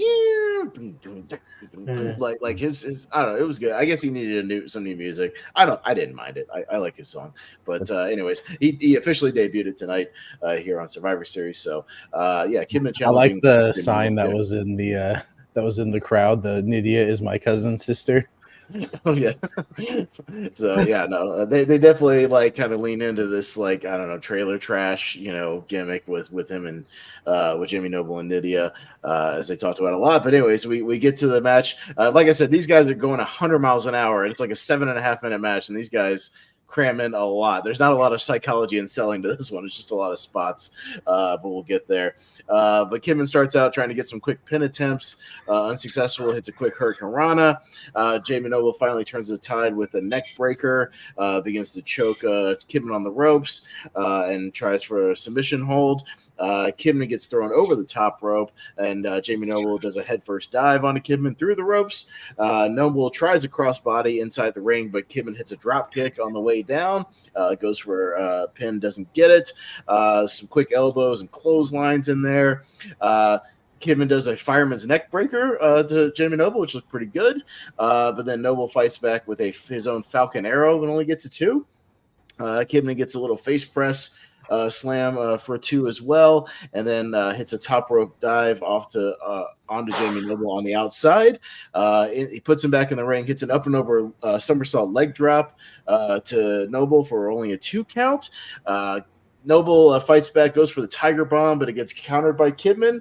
And then Noble accidentally runs into Nydia, who was on the apron, knocks her off the apron. And the crowd goes, yay! Yay! Violence against women, yay! It's 2002. What do you want? But he turns around, and Kidman hits a huge sky-high slam for a 2 count that looked really good. There's a backslide counter into an actual Tiger Bomb. Noble finally gets it, but only gets a 2 count. Both guys go to the corner. They go up to the top rope. Kidman hits a huge top rope gourd buster to Noble, which looked insane for only 2 count. I thought that could have been the finish, honestly, because he killed him with this top rope gourd buster, but only a 2 still. And then Noble hangs Kidman on the top rope and hits a hangman's DDT, which also looked pretty brutal for only a 2 count as well. They're both hitting a lot of crazy spots here. Kidman fights back eventually with an enziguri. Nydia tries to interfere again as he's on the top rope, but he's able to fight off the interference, and he hits the shooting star press for the 3 count, and Kidman is your new cruiserweight champion here. Again, these guys are going 100 miles an hour for this 7 minutes. I mean, there's not much downtime in this one, just spot. But everything looked pretty good, and they hit some pretty big spots here, and the crowd got pretty into it. So, yeah, not a bad little cruiserweight match here. JPO, what'd you think about this one? Yeah, I was always a fan of Jamie Noble because I remember him and Hurricane had a good King of the Ring match, and like you said, for this would have been maybe nice to have a couple more minutes, but overall, I thought it was good. Another reason I like the cruiserweights. Yeah, for sure, Richie. Yeah, I mean, I forget. I probably would because I was quite young at the time, and I was more into the characters than the actual probably wrestling side of things. But yeah, I didn't really appreciate how good of a wrestler Jamie Noble, James Gibson actually is. He's fucking great. I wish I did more. Not saying nothing like Kidman, he's really good too. But my God, this fight is great. Yeah, and I always liked the Jamie Noble, the trailer park gimmick. I thought they played it really well. But yeah, I thought it was really good. I really liked that the DDT spot. I actually thought that. I mean, as much as I do like the Tiger. The Tiger Bomb he does, but I think the DDT spot should have been his finisher for the most part. The DDT, that's sick. I like that. I like that move. Mm-hmm. Yeah, didn't he maybe hot taking it? It's not about this match, but I've never really been a huge fan of Kidman's shooting star press. It always looks like he's going to kill himself with that damn thing because he puts it so close to the ropes. Yeah, it's close to the ropes. It requires his opponent to be really close, and then obviously. I mean, mistakes happen, but he hurt he accidentally hurt Chavo with it, and then that'd be because they're really sensitive. They made a storyline out of it where he turned heel and started using the move. Yeah, I don't know. It looks weird because he goes sideways and stuff, but it's still cool. But yeah, it's just a really good match. They're going 85 miles an hour, and I thought, oh, okay, maybe they got the time cut for some reason, but. No, maybe they thought they needed to rush. I don't know. And maybe they thought, they needed to go short, but obviously we'll get into it later. These guys could have easily got 5 more minutes and it would not have hurt. Especially, we'll get into it, but especially how long the WWE title match goes for. No, yeah. Well, I mean, I think that was intentional, like just because given the guys involved. But Yeah, this no, but like I don't know, like you could have given these guys You're 5 more telling me that minutes. you didn't foresee that you would have a lot of time after that match. Yeah, I don't know. I don't know. Yeah, but no, they're going very fast here. Jacob, what do you think of this cruiserweight match here? Yeah, I thought this was really good. Yeah, I think these two can really work. Fun fact: my dad once peed next to Billy Kidman at an airport in Seattle, back in his WCW days. And he looked over and he was like, "Oh, you're Billy Kidman." And he just that was I as thought you were far going to as that say conversation went. he saw his dick and went, "Oh, you're Billy Kidman." Yeah, I recognize the dog anyway. Yeah, We're like my, Billy, man. yeah. my famous P buddies are Mason Ryan and Low Key. Mm. I knew that. I answered those questions He's my correctly. best friend. Oh, not anymore. But no, this was really In good. my heart, you are. Thanks. Then you should have given me the 2 points on that final question. Anyway, yeah, really good stuff here. Great, fast-paced action, and yeah, some really good-looking spots here. So, Yeah, no, thumbs up. I've actually met Billy Kidman as well because I was in the city, and then when me and my friend Ramley bumped into him, Rey Mysterio and Kenta Suzuki, and they were lost. So we kind of put them on the right track. Right? Did you just like hear my story and was like, I also met like you just? Well, no. I think you one up me. Like your dad saw your dad pee next to him and potentially sort of his dick. You one up. Potentially, I was 9, so I don't know if you didn't share that part with me. I was at the 2005 Peterson Cup where Billy Kidman got booed because it was right after he got fired, and there was just "We Want Tory" chants, and they cheered for Naftali instead. But I was front row on that one. But yeah, that was mean. So he seemed like a nice guy. But anyways, after this we go backstage. We join Kurt Angle and Chris Benoit, who are backstage. They're a tag team together. Yeah, they're arguing over who's going to be kind of Angle wants to be team captain. Basically who's going to kind of take lead for the thing tonight, and they eventually kind of put it aside and agree to be friends or like brothers. And Angle, it gets to the point where Angle's like, friends don't, shake hands. Friends got to hug, and so he wants to hug Chris Benoit essentially. So yeah, it's awkward, funny Angle, which is always fun, doing his goofy stuff. We then cut to Victoria talking to a mirror backstage. This is when she was doing her kind of schizophrenic sort of gimmick. He's glaring at me. I got a screen grab of Billy looking at Jacob's dad. Come on, bro. Like, there's a reason there's a divider here. All right, step off. But yeah, Victoria's talking to a mirror on the wall. Who's the person? Oh no, it's Trish Stratus. And she freaks out because she thinks the mirror's talking to her. So yeah, that's her gimmick. Hey, remember when she used to come out to that tattoo song and they edited that out? That's the thing I'm pissed off at. But I get it. Yeah. But, like, and they had some generic song. I'm like, no, don't gaslight me. She didn't come out to that song. Yeah, that tattoo song was awesome and it fit her gimmick. I thought that was great. Yeah, she has some good music, but yeah, of course that's edited as well, so we don't get that. But yeah, for the women's championship here, we got the champion Trish Stratus taking on Victoria. Hardcore rules, yeah, as it says right there. So false count anywhere, no disqualifications. So we start out hot as Trish making her entrance. Victoria jumps her, starts choking her with her jacket. Goes to get the broomstick. They had these trash cans that were like suspended above the, hanging like from the actual posts on the outside, like strapped to the post. It was kind of weird. Instead of just getting everything from under the ring, they had trash cans and the trash can lids and kendo sticks and all kinds of stuff inside the actual trash can suspended near the post. That was odd, but all right, but it's fine. So she tries to use the broomstick. Trish does her kind of little Matrix thing where she used to, do like the backhand spring and the jumps and whatnot. She's avoiding it, but eventually Victoria gets her down and starts choking her with it. She pulls up Trish with the stick on top and kind of hangs her from the top rope with the broomstick underneath her. But Trish eventually flips Victoria over with kind of a monkey flip using the broomstick. Trish eventually goes face first into a trash can lid with a drop toe hold, and then gets whipped into the suspended trash can on the outside and kind of bumps into it. That looked pretty cool. Another somersault leg drop over the top that Trish does on Victoria for a 2 count, and then puts Victoria underneath a trash can that Victoria kind of propped into the turnbuckle ropes and does a little catapult that hits Victoria with it, but only gets a 2 count on that one. She then goes under the ring, gets an ironing board, which was under the ring for some reason. Don't know who put that under there, but I'm sure somebody did, I guess. She whips Victoria into it, into the corner with the ironing board, and then hits a chick kick, but only gets 2. Grabs a kendo stick, starts hitting Victoria with it on the back, but Victoria eventually fights back with the trash can lid. Eventually, Trish grabs her own trash can lid, and as she's in catapult position, comes up and hits Victoria with it.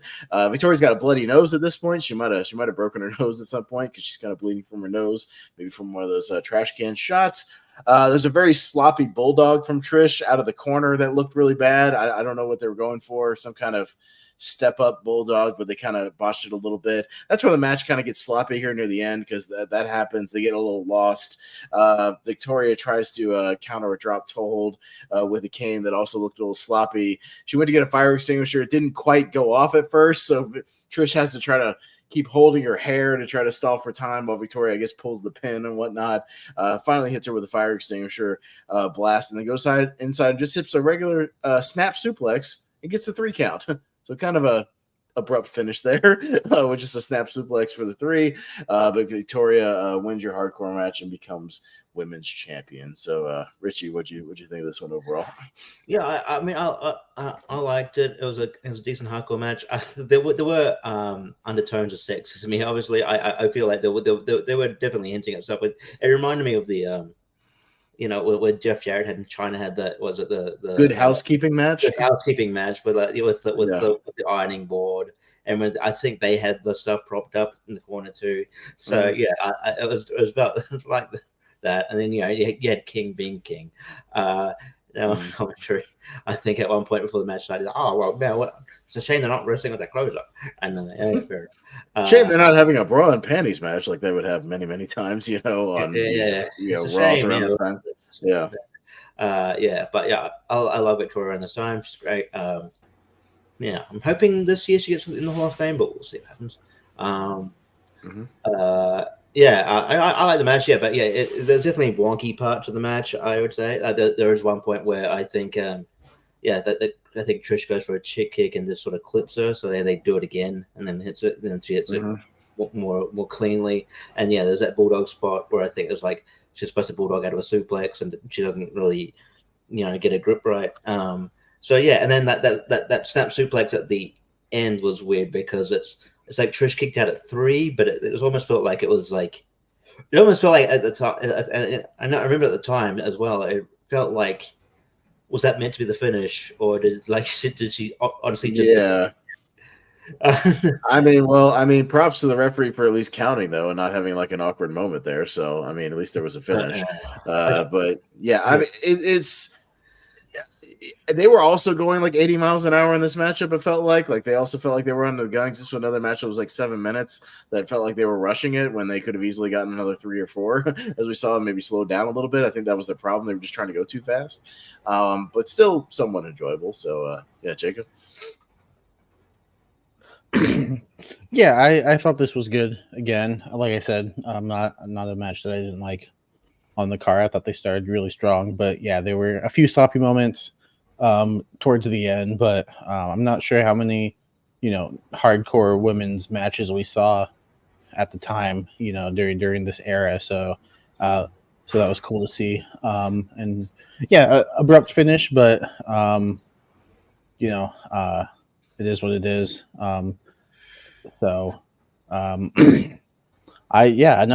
dug it for the most part and thought it was a serviceable pay-per-view match. JPO, any thoughts on this women's match here? No, y'all kind of nailed it here. It was pretty decent. Like you said, something kind of different, which is good, despite the commentary. Otherwise, respectable. Well, typical around this time with 2002 King, so no surprises there. We cut to the back. We got Jonathan Coachman with Eric Bischoff. This is kind of before he was sort of Bischoff's little stooge that he would become in like 2003, but there's little inklings of it here. He's talking about the Elimination Chamber. Bischoff, is talking about how he's just outdoing Stephanie McMahon, who's general manager of SmackDown right now. Big Show comes by and interrupts. This is, by the way, black jeans with the handlebar mustache with the tights underneath. Big Show with the short hair. One of his looks he was rocking for a little while. Big Show comes in and says he's going to show why it was a mistake for Bischoff to trade him because he's going to win the title tonight. We then cut over to another area of the building where Brock Lesnar is with his agent Paul Heyman. They have a little back and forth where Heyman's still kind of scared for Brock with his broken rib and whatnot.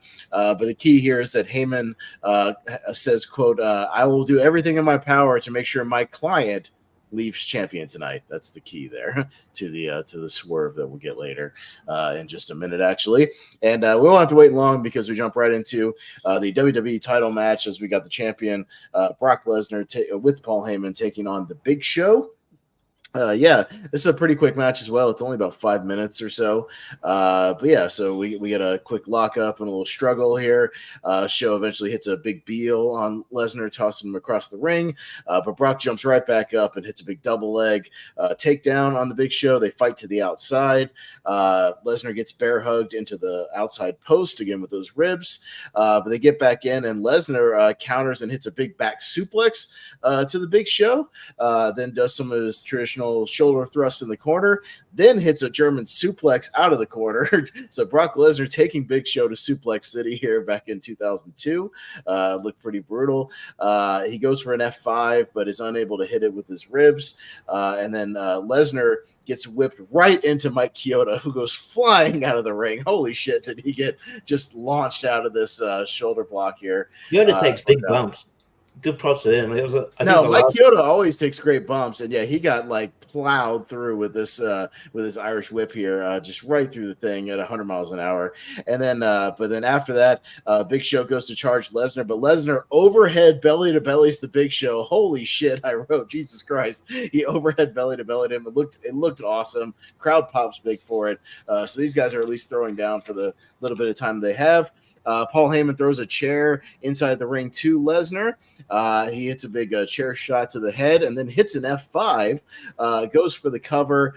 New referee comes running down the ring, goes to count the pin, but he's right by the ropes, and Heyman pulls out the new referee as he's going to get him, turning on Brock Lesnar, and then Heyman punches out the new referee.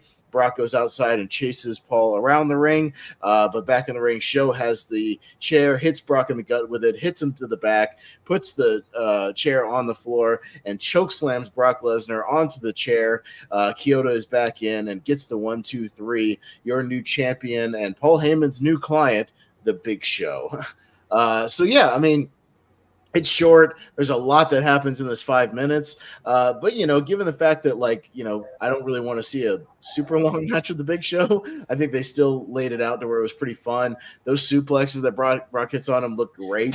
The German and the belly to belly looked awesome. And the crowd popped big for a lot of stuff here. A swerve that a lot of people could kind of see coming. But it is what it is. Probably a mistake in the long run because, I don't think the Paul Heyman Big Show thing lasted very long. It was like just kind of in and out and then there. Eventually, Heyman would leave TV and come back as the general manager shortly after that of SmackDown. But JPO, any thoughts on this title match here? Yeah, I don't remember it being so damn short because, that's funny. I remember the suplexes, so I remember kind of thinking this match was kind of okay. And then realizing, I guess that was pretty much just the match. And, of course, then in the big swerve. I was kind of surprised at the time just because, Brock's on such a streak at this point. This is the dude that's, defeated everybody, the Hardys, the King of the Ring, The Rock, Hogan. You know what I mean? So he's coming off the that Hell in a Cell match with Undertaker, which is a great match, by the way. If you've never seen it, that Taker Hell in a Cell match is very brutal. Yeah, go check that out. Even the month before, they have a fun fight that leads to that leads to the Hell in a Cell. Those two have some good matches. I kind of just thought not a bigger guy than Big Show, but like a bigger, if Taker didn't take the belt off him, if they defeated The Rock, I didn't think the Big Show was going to take him. But like I said, more memorable than a great match. But the stuff that's in it's still kind of cool. Yeah, no, it's still entertaining, Richie. do you think? Yeah, I mean, I just say I think the decisions right now. I don't think like retrospect. I don't think Brock should obviously his undefeated streak should come to an end at some point. I just don't think it should have been in the hands of the Big Show. I don't know. I just think it should have probably gone to someone who could benefit out of it more. I don't know. Like obviously a few months down the track from this pay per view, like he faces like John Cena. I know you don't, and I don't know, maybe down the line you give it to him. I couldn't tell you who would be the best fit at this point in time. Maybe John Cena was too early, but I don't know. I feel like giving it to the Big Show is a bit, Yeah, I just feel like maybe you'd give it to a more up and comer down the line. Or even it doesn't even have to be even Kurt Angle beating him would be legitimate. Like I could believe. Yeah, that's fine. And just in Yeah. a more sort of back and forth sort of match, and then like a kind of not in just just sort of okay, sort of whimper. But yeah, it was I get it looking back on it, and like the optics of, because we hadn't seen. I mean, there's people who have like kind of done impressive things against Big Show at the time, but I don't think anybody had sort of manhandled the Big Show as much as Brock had. And then afterwards, it was like it just became a thing. Like John Cena did it, but like this is the first time where I'm like, wow, like like they're sort of special how strong Brock is. So the optics of Brock, F5ing him or belly suplexing him was great. So I remember that part, and that was cool. And and Brock did get what did get quite over as a baby face. So he didn't have a big baby face run. He was like by SummerSlam next year he was back to being a heel. But they definitely made a big new star in Brock Lesnar, which they had WWE at least in past years had issues trying to make new stars. So home run with Brock Lesnar. Yeah, for sure. So we got our new champion. Not much in between here. We're flying through this pay-per-view at this point until we come to a screeching halt after this match. We'll talk about it. We're already to match 5 here. As we've got kind of a lot of people would dub this next match, these guys, the SmackDown 6. If you remember right, Edge, Rey Mysterio, Kurt Angle, Chris Benoit, and Los Guerreros. These guys would be called the SmackDown 6 because they would all have like these awesome matches kind of against each other on a pretty weekly basis around this time, the Ruthless Aggression era. It's a triple threat elimination match for the tag team titles. Edge and Rey Mysterio are your champions here, but they've got some stiff competition. Benoit and Rey start things out here. Only 2 people in the ring at a time, by the way. Like I said, it is elimination. Benoit and Rey start out. Benoit chops the ever-loving shit out of Rey to start this match. The first one is like a gunshot, just very, very loud. But he chops the hell out of Rey. Rey fights back with a Rana and a flapjack. Tags in Edge. They hit a double hip toss. Edge squares off with Benoit. Benoit chops the shit out of Edge as well, and then Edge quickly kind of retreats as anybody else would. To tag into Kurt Angle. Edge hits a backdrop on Kurt Angle, and then Chavo or Angle kind of runs into Chavo and sort of accidentally tags him in. Chavo doesn't really want to get in, but he does. The Edge hits a drop kick to Chavo, tags in Rey. Rey hits his kind of splash that he would do later off the ropes. There's some arm drags, a couple of face presses in there. Eddie and Rey square off and, of course, do some of their lucha stuff. Big tilt-a-whirl to Eddie, tilt-a-whirl backbreakers, a monkey flip. Angle. A lot happens in this match, so I'm kind of flying through it because this is a long match and there was a shitload of stuff going on, especially in one sequence we'll talk about. There's a tag to Kurt Angle. Rey hits a big run on him. Those guys always had good chemistry coming off that SummerSlam match that they had. Rey gets run into the post. Rey gets launched to the top rope. There was a scary spot where he gets launched up and over, and I think he was meant to land on the top rope, like, superhero pose and land, but he slips and falls and damn near lands on his head, and it looked pretty nasty, kind of a botch there. Kurt Angle quickly kind of goes over and just sort of stomps him to give him a second to kind of recover there.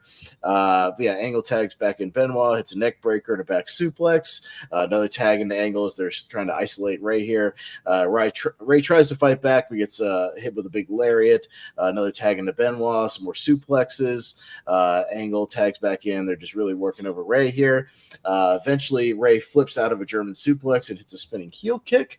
Ray goes to tag the Guerreros, but they both jump off the apron and avoid the tag, so he has no luck there trying to get a tag there. But eventually gets a tag to Edge. Benoit and Edge square off. There's some kicks, some elbows, another face plant to Chris. Big belly to belly from Edge. Edge actually working over the suplexes there. Eddie hits an over the top Hurricane Rana on Edge. There's a double submission spot to Edge where Angle and Benoit both had their submissions on him, ankle lock and a crossface at the same time, trying to make Edge tap out. There's a double German into a sunset flip, some sort of thing that Eddie did that looked pretty cool. This is where the sequence where everything was happening really fast. It was hard to keep up, but a lot of guys started hitting finishers. Benoit flips Eddie over the top rope. There's some rolling Germans to Edge. Eventually, Eddie comes off the top rope with a frog splash to Edge and goes to pin him, but Benoit breaks it up with a top rope headbutt. That was a great spot. There's an angle slam to Eddie. Chavo then comes in with a tag title belt and hits Benoit across he hits Kurt Angle and then tosses the title to Benoit, and that makes Angle think that his partner kind of turned on him there. There's a baseball slide to the Chavo to the outside, and eventually on the inside, Edge hits a spear to Benoit and finally pins him to eliminate Kurt Angle and Chris Benoit. This is where the crowd, I feel like, I don't know if you guys felt the crowd kind of died after this. I think they really were into Angle and Benoit and wanted them to face off against Edge and Ray here because, the next part with Edge and Ray versus the Guerreros gets a little sloppy and just doesn't have as much heat, I feel like. As they I think they were just really, really into Angle and Benoit's intensity, and it kind of dies after that. But yeah, we get to Edge and Ray versus the Guerreros. Some suplexes, Angle and Benoit, even after they're eliminated, come in and just suplex the shit out of everybody in sight. Just big suplexes, angle slams, Germans, just laying out everybody kind of in retaliation. But eventually, once they clear out, Los Guerreros start working over Edge, kind of isolating him. Eddie hits his heel over the top. Chavo hits a drop kick after a tag in. They're just really isolating Edge, trying to beat him up, putting the heat on him. Eventually, Edge gets a hot tag to Ray. Ray hits some counter moves, a tilt-a-whirl backbreaker again. Chavo splashes Eddie in the corner on accident. A little miscommunication there. There's a slide drop kick to Eddie. And then Edge does the thing that Kidman and Ray used to do where he launches Ray, kind of a leapfrog thing, and he catches Chavo to the top rope Rana thing onto him. It looked pretty good. There's a 619 to Eddie after a little kind of they tried to do it at one spot and they kind of miscommunicated, did it on the other side, but eventually hit the 619. Chavo once again brings in the title and hits Ray in the back with it, and that allows Eddie to slap on the lasso from El Paso submission, as they would dub it, and Ray taps out, and you have new champions here with Eddie and Chavo, Los Guerreros. Like I said, really good match, at least for the first 2/3, I think, until Angle and Benoit got eliminated. I think there was some heat loss there. I think they wanted to see those guys win the match, but still some really good action here, especially that middle sequence where everybody was hitting finishers. It got really, really crazy here. But Jacob, what did you think of this one overall here with the SmackDown 6, as they would be known? Yeah, I also thought Brock Lesnar versus Big Show was okay. I realized that they didn't go to you. I'm sorry. Did I not? I thought I went to you first. You're good. You're good. Okay. I didn't really have much to add other than that anyway. Yeah. The suplexes looked really cool. Next match. It was fine. I think Brock Lesnar needed some time off because I did look it up, and he wouldn't wrestle again until December 17th. I think he was having neck issues, kind of like Angle was, and had to have some like rehab done, or not like a surgery, but I think he had to like have some procedures and things done. So yeah, he was also having problems like Angle would always have his neck problems and whatnot.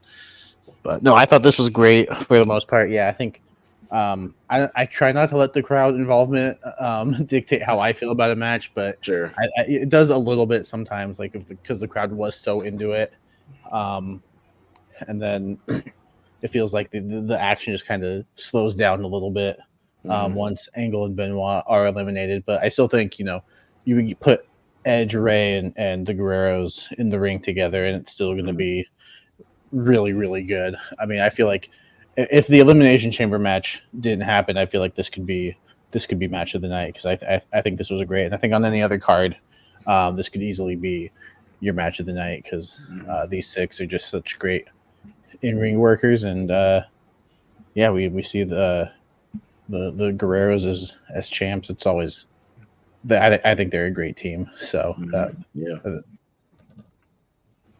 yeah, totally. JPO, thoughts on this? No, I mean not too much more to add. I mean, you look at the graphic, look at the 6 that are involved. Like you said from the get go, the SmackDown 6.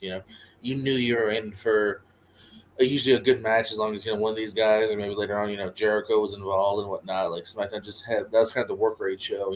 Raw was kind of the promo show sometimes. So yeah, no, I mean, even shout out to these kind of makeshift tag teams that make it work. Edge and Ray, work great together. Yeah, totally. Richie. I like the match. It was really good. Yeah, I think that was probably also there was a case of like if you watch like the video package for the match, it did feel like it was more centered around Edge and Ray versus Benoit and Angle, and then Los Guerreros are just sort of there. But yeah, so the package looked like it had on SmackDown Edge and Ray and like Angle and Benoit. Didn't it look like they had some kind of 2 out of 3 falls match that looked awesome? I might have to go back and watch that match. Yeah, I vaguely remember that match. Yeah.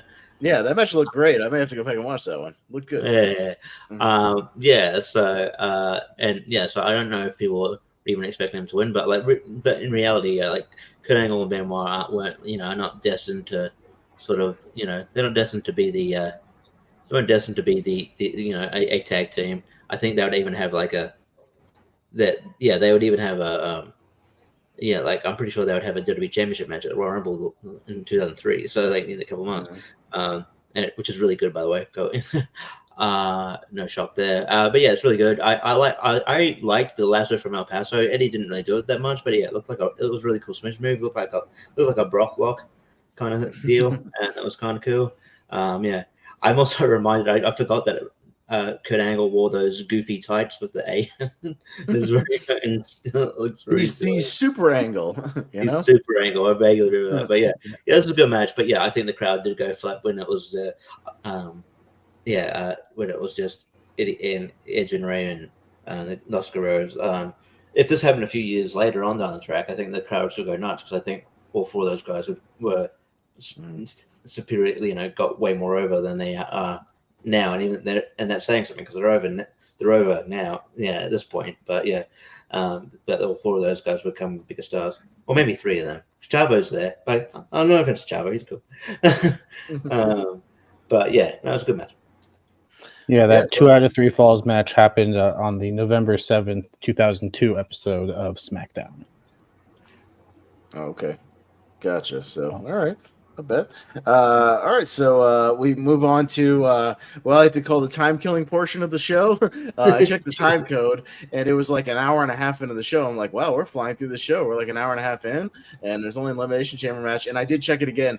By the time people started coming out for the Elimination Chamber, it was about at the 2 hour and 1 minute mark. So, yeah, for the next half an hour, we have all these segments I'm going to kind of briefly talk about here. But the next most immediate one, we get Christopher Nowinski comes out with his Harvard music and his Letterman sweater, comes out here and cuts a pretty generic promo, pretty standard stuff. Trashing the Yankees. New York Knicks. Yankees. New York Knicks, New York Yankees. New Yorkers are gross and dirty and, they're stupid, blah, blah, blah. It's just typical kind of New Yorkers are stupid promo. Matt Hardy version 1 comes out to join and disagrees that New Yorkers are not stupid, they're just losers. They go back and forth arguing over whether or not they're stupid or losers. That's on for too long.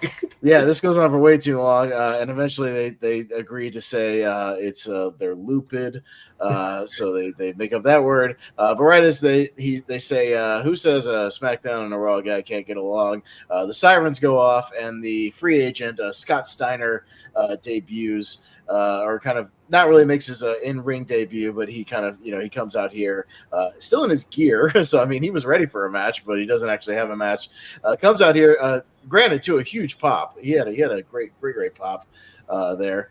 I see Richie, Chavo heard you. I'm sorry. He heard you. Ooh, Chavo. Anyways, yeah, Scott Steiner comes out, granted to a huge pop, like New Yorker was into it. He comes out and poses for a minute, gets in the ring, starts laying out both guys with some Steiner lines, hits a bunch of suplexes, a couple of belly to belly, some overhead suplexes, and eventually tosses Nowinski out. Gorilla press slams Matt Hardy onto Nowinski. Crowd does the barking a little bit, really into it. He gets on the mic. It says, "This one goes out to all my freaks in New York City. Big Papa Pump is your hookup. Holler if you hear me." Crowd likes it, and he leaves. And that's that segment, essentially, just to kind of give everybody a taste of Scott Steiner, who would eventually sign with Raw and have that infamous match with Triple H at the Royal Rumble 2003, and immediately be thrown down to the mid card right after that. So yeah, JR went mild.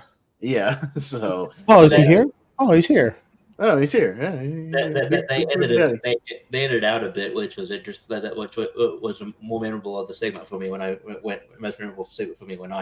was watching it, when I used to watch it, because this is one of my favorite pay-per-views, is when before he cut they cut to the crowd in this one. But before he gets a microphone, he literally yells to the person, "Give me the fucking mic!" Give me the fucking mic. Yeah, I think I remember vaguely. I remember that. I think that's why they were afraid to give him a microphone and probably told him, "Yeah, you get about 10 seconds on the microphone. You're not going to do a WCW promo and just ramble." So yeah, because I'm sure they were worried once he got on a microphone and leaves. Yes, but he would eventually sign with Raw. So we go backstage to Terry, who tries to interview Shawn Michaels, talking about how he believes he can definitely once again be the world heavyweight champion, and is interrupted by RNN breaking news as this youngster Randy Orton here in 2002, who was Randy Orton guy. I don't know what came of that guy, but he's got an arm in a sling. Goes to a promo where he talks about he's had his injury, but he's healing up well. He thanks everybody for all their support, all their cards and letters and phone calls, and says you can email getwellrandy at www.com. So guys, you know what I did? I emailed getwellrandy at www.com a little while ago. It's right here. So getwellrandy at www.com. And I said, "Hey, Randy, just wanted to send this message to you. I just saw your message to the fans from Survivor Series 2002. Here's hoping your arm injury heals soon and we see you back in action. You have a bright future ahead of you. Pez from Asheville." So, thank God he got better at promos. Oh man! And about 2 minutes later, I got a sorry we were unable to deliver your message to the following address. So I'm sorry to say that email address is no longer active. So, but I tried. I wanted to send Randy a get well message and make sure he got better. I mean, I was just trying to be nice. He might be the only one of the few people to turn heel while injured. Well, on the injury reserve, he turned heel by being annoying. Well, thank God he came back and changed both his gimmick and his promos and everything and got better because, he was using that shitty playmaker finisher, which is terrible. So he finally got a better one with the RKO. And, I think Evolution might have helped this guy just a little bit. So, he got a better future because he was not looking great in 2002. I think his finisher at the time was either the playmaker. He did that sometimes, and sometimes it was just a top rope crossbody. So two kind of lame finishers. But I think he busted his shoulder on a top rope crossbody. I think it was he got traded over to Raw, and I think he did it. And it's like first match he did a crossbody and he busted out his shoulder. But he'll do the playmaker, which is called the overdrive, which is overdrive. Given how bad that move is, I don't know how so many people did it. Carlito did it, MVP did it, and just it's terrible. Stop doing that. The movie never looks good. But anyways, we go to Triple H to cut his promo for the evening with the coach. It's every Triple H promo you've ever heard. I'm the game. I'm that damn good. Whatever. I'm the champion, and we're gonna take a first class trip to hell. It's every Triple H promo you ever heard, especially around that time. Eric Bischoff then comes out and goes to the ring again to kill more time. Hey, Bischoff, go out and kill another 5 minutes. We got to stretch it out.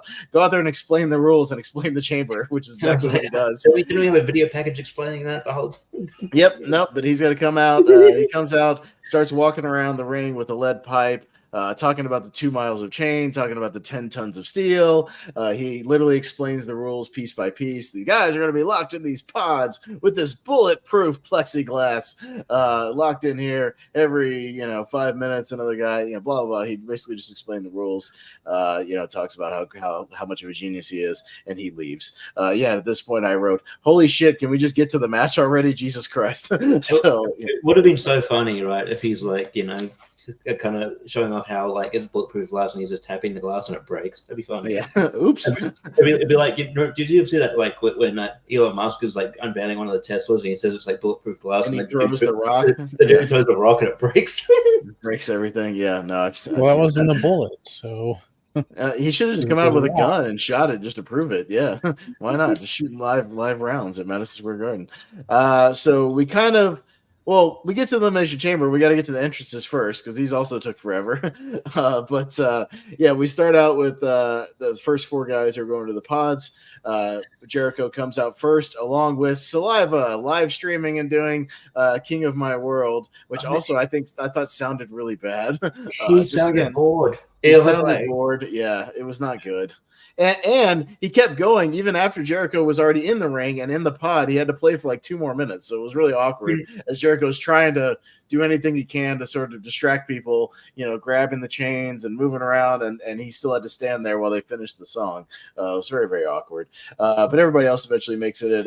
Jericho's in the pod, Booker T in the pod, Kane in the pod, RVD in the pod, HBK in the pod, and then RVD and Triple H are going to start the match here. Like I said, every 5 minutes a pod will open up. You guys know how the Elimination Chamber worked by now, but this was new at the time. But RVD and Triple H start things out here. There's some punches, kicks, a spinning heel kick, a bunch of kicks basically from RVD to Triple H. Triple H comes back with his kind of knee to the face that he would always do to cut people off. Goes for an early pedigree, but gets backdropped out onto the steel grating.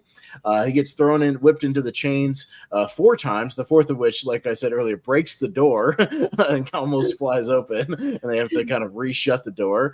But then he gets monkey flipped onto the steel as well, and then RVD goes back inside and does the rolling thunder. In the final part, he jumps over the ropes and hits the rolling thunder. That was pretty cool to the steel on the outside. So RVD really taking it to Triple H here. He's already bloody, already cut himself open, so he's bloody for the rest of the match.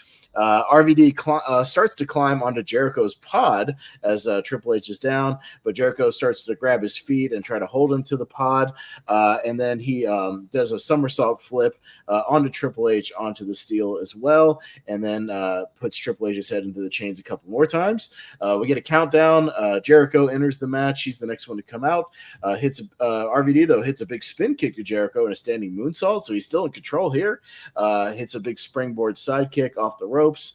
RVD leaps he's on the top rope, goes to leap onto Jericho on the outside. Jericho ducks, but he Spider-Mans his way off the leap and grabbed on to the actual chains, hung on, and then hit a crossbody off of that. That was a cool spot. You could tell Van Dam saw the structure and started thinking about spots immediately that he was going to do in these first couple of minutes, because that's where he does pretty much everything he does in his match, in the first 10 minutes or so. I could do this. I could do that. I could do this off the chain. I could do this off the pod.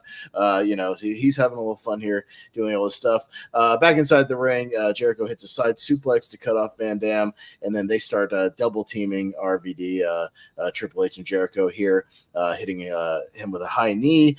RVD whips Jericho into the chains a couple of times and chops, but then Jericho chops Van Dam to try to fight back.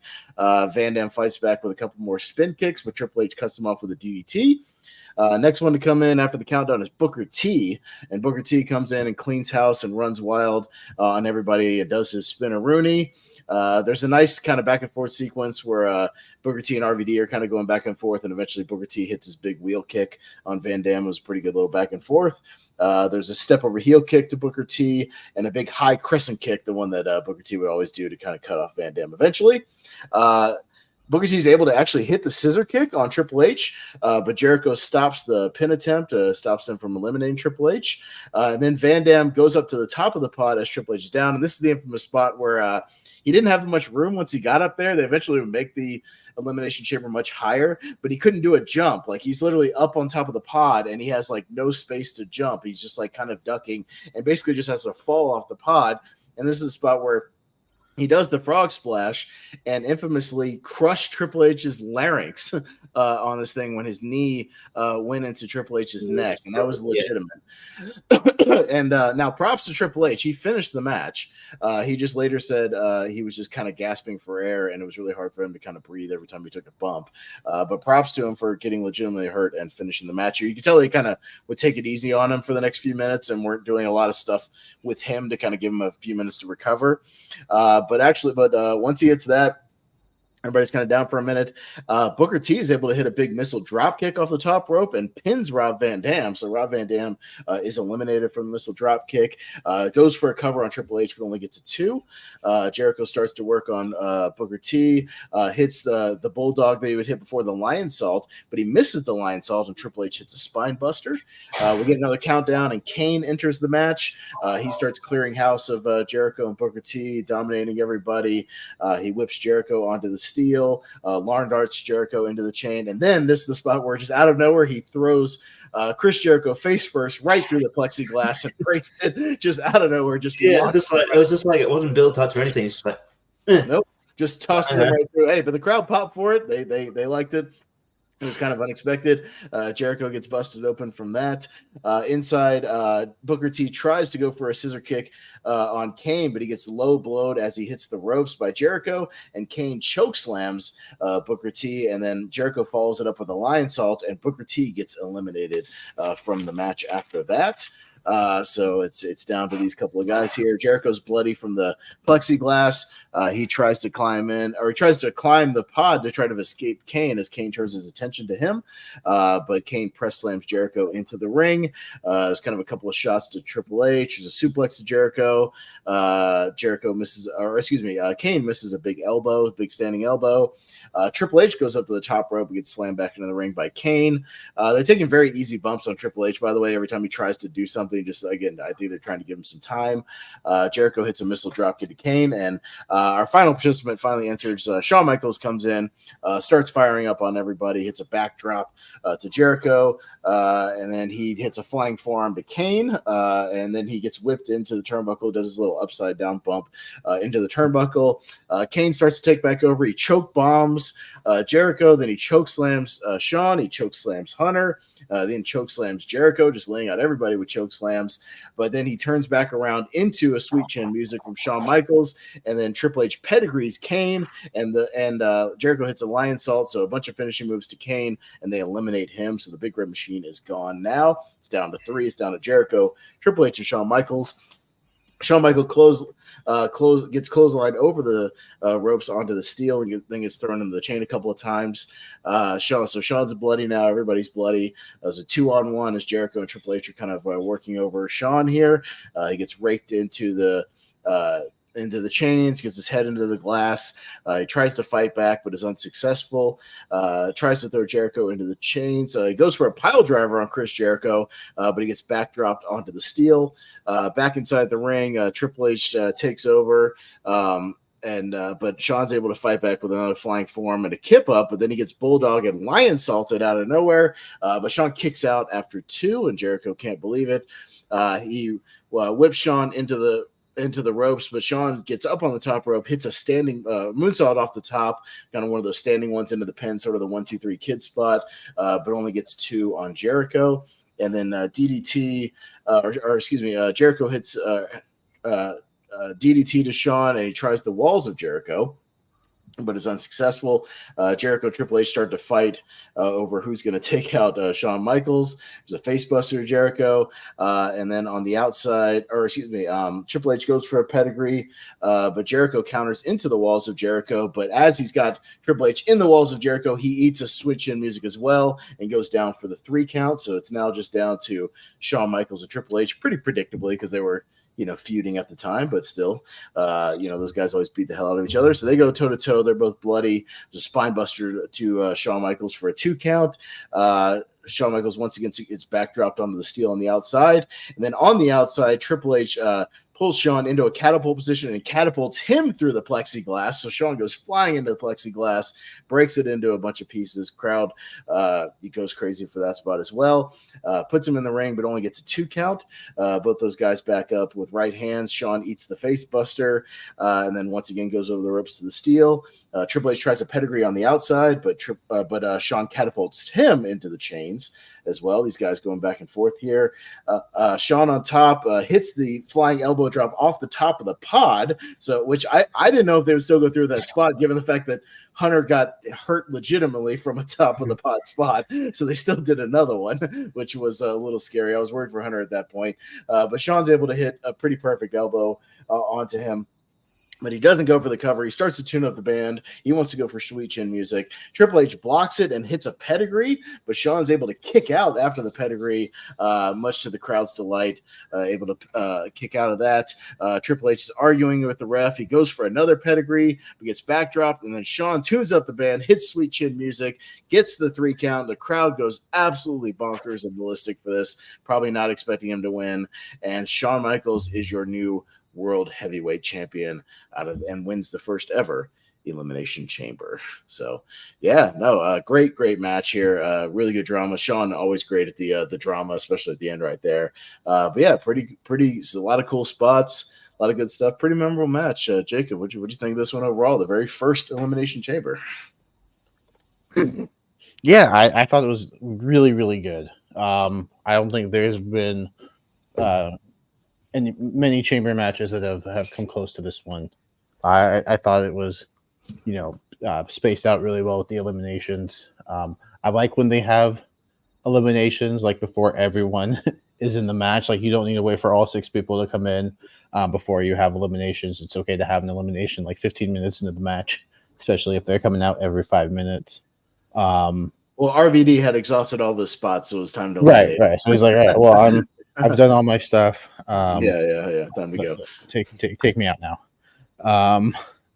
I thought everyone had time, did their spots. Everyone looked good. And Shawn winning, I think was a nice surprise. It's a shame he would only hold it for about a month. And he would lose it in a 3 stages of hell match at Armageddon. 3 stages of hell, yeah, right and then wouldn't hold another world title for the rest of his career, which I thought was a shame. Yeah. I thought he could have had at least one more singles title run. Mm-hmm. He had a few tag team title runs, but not a singles, which I think is a shame. But he likes to win the first matches. Like I know he didn't win the first ladder match, but he won the first Hell in a Cell. He would win the first Elimination Chamber. So a couple of firsts to his name. Mm-hmm. And then I think Triple H and Shawn Michaels could go down as just like one of the best rivalries. He was the first 2-time Royal Rumble winner back to back. False. Hulk Hogan. Oh yeah, did he? 90-91. That's right. I forgot about that. But he was a casket match or not? He was the first one that mattered because I'm pretty sure he got a title shot at WrestleMania because of it. So Hulk Hogan's did matter. Shawn Michaels did. I don't know what the first casket match was. I have to look that up.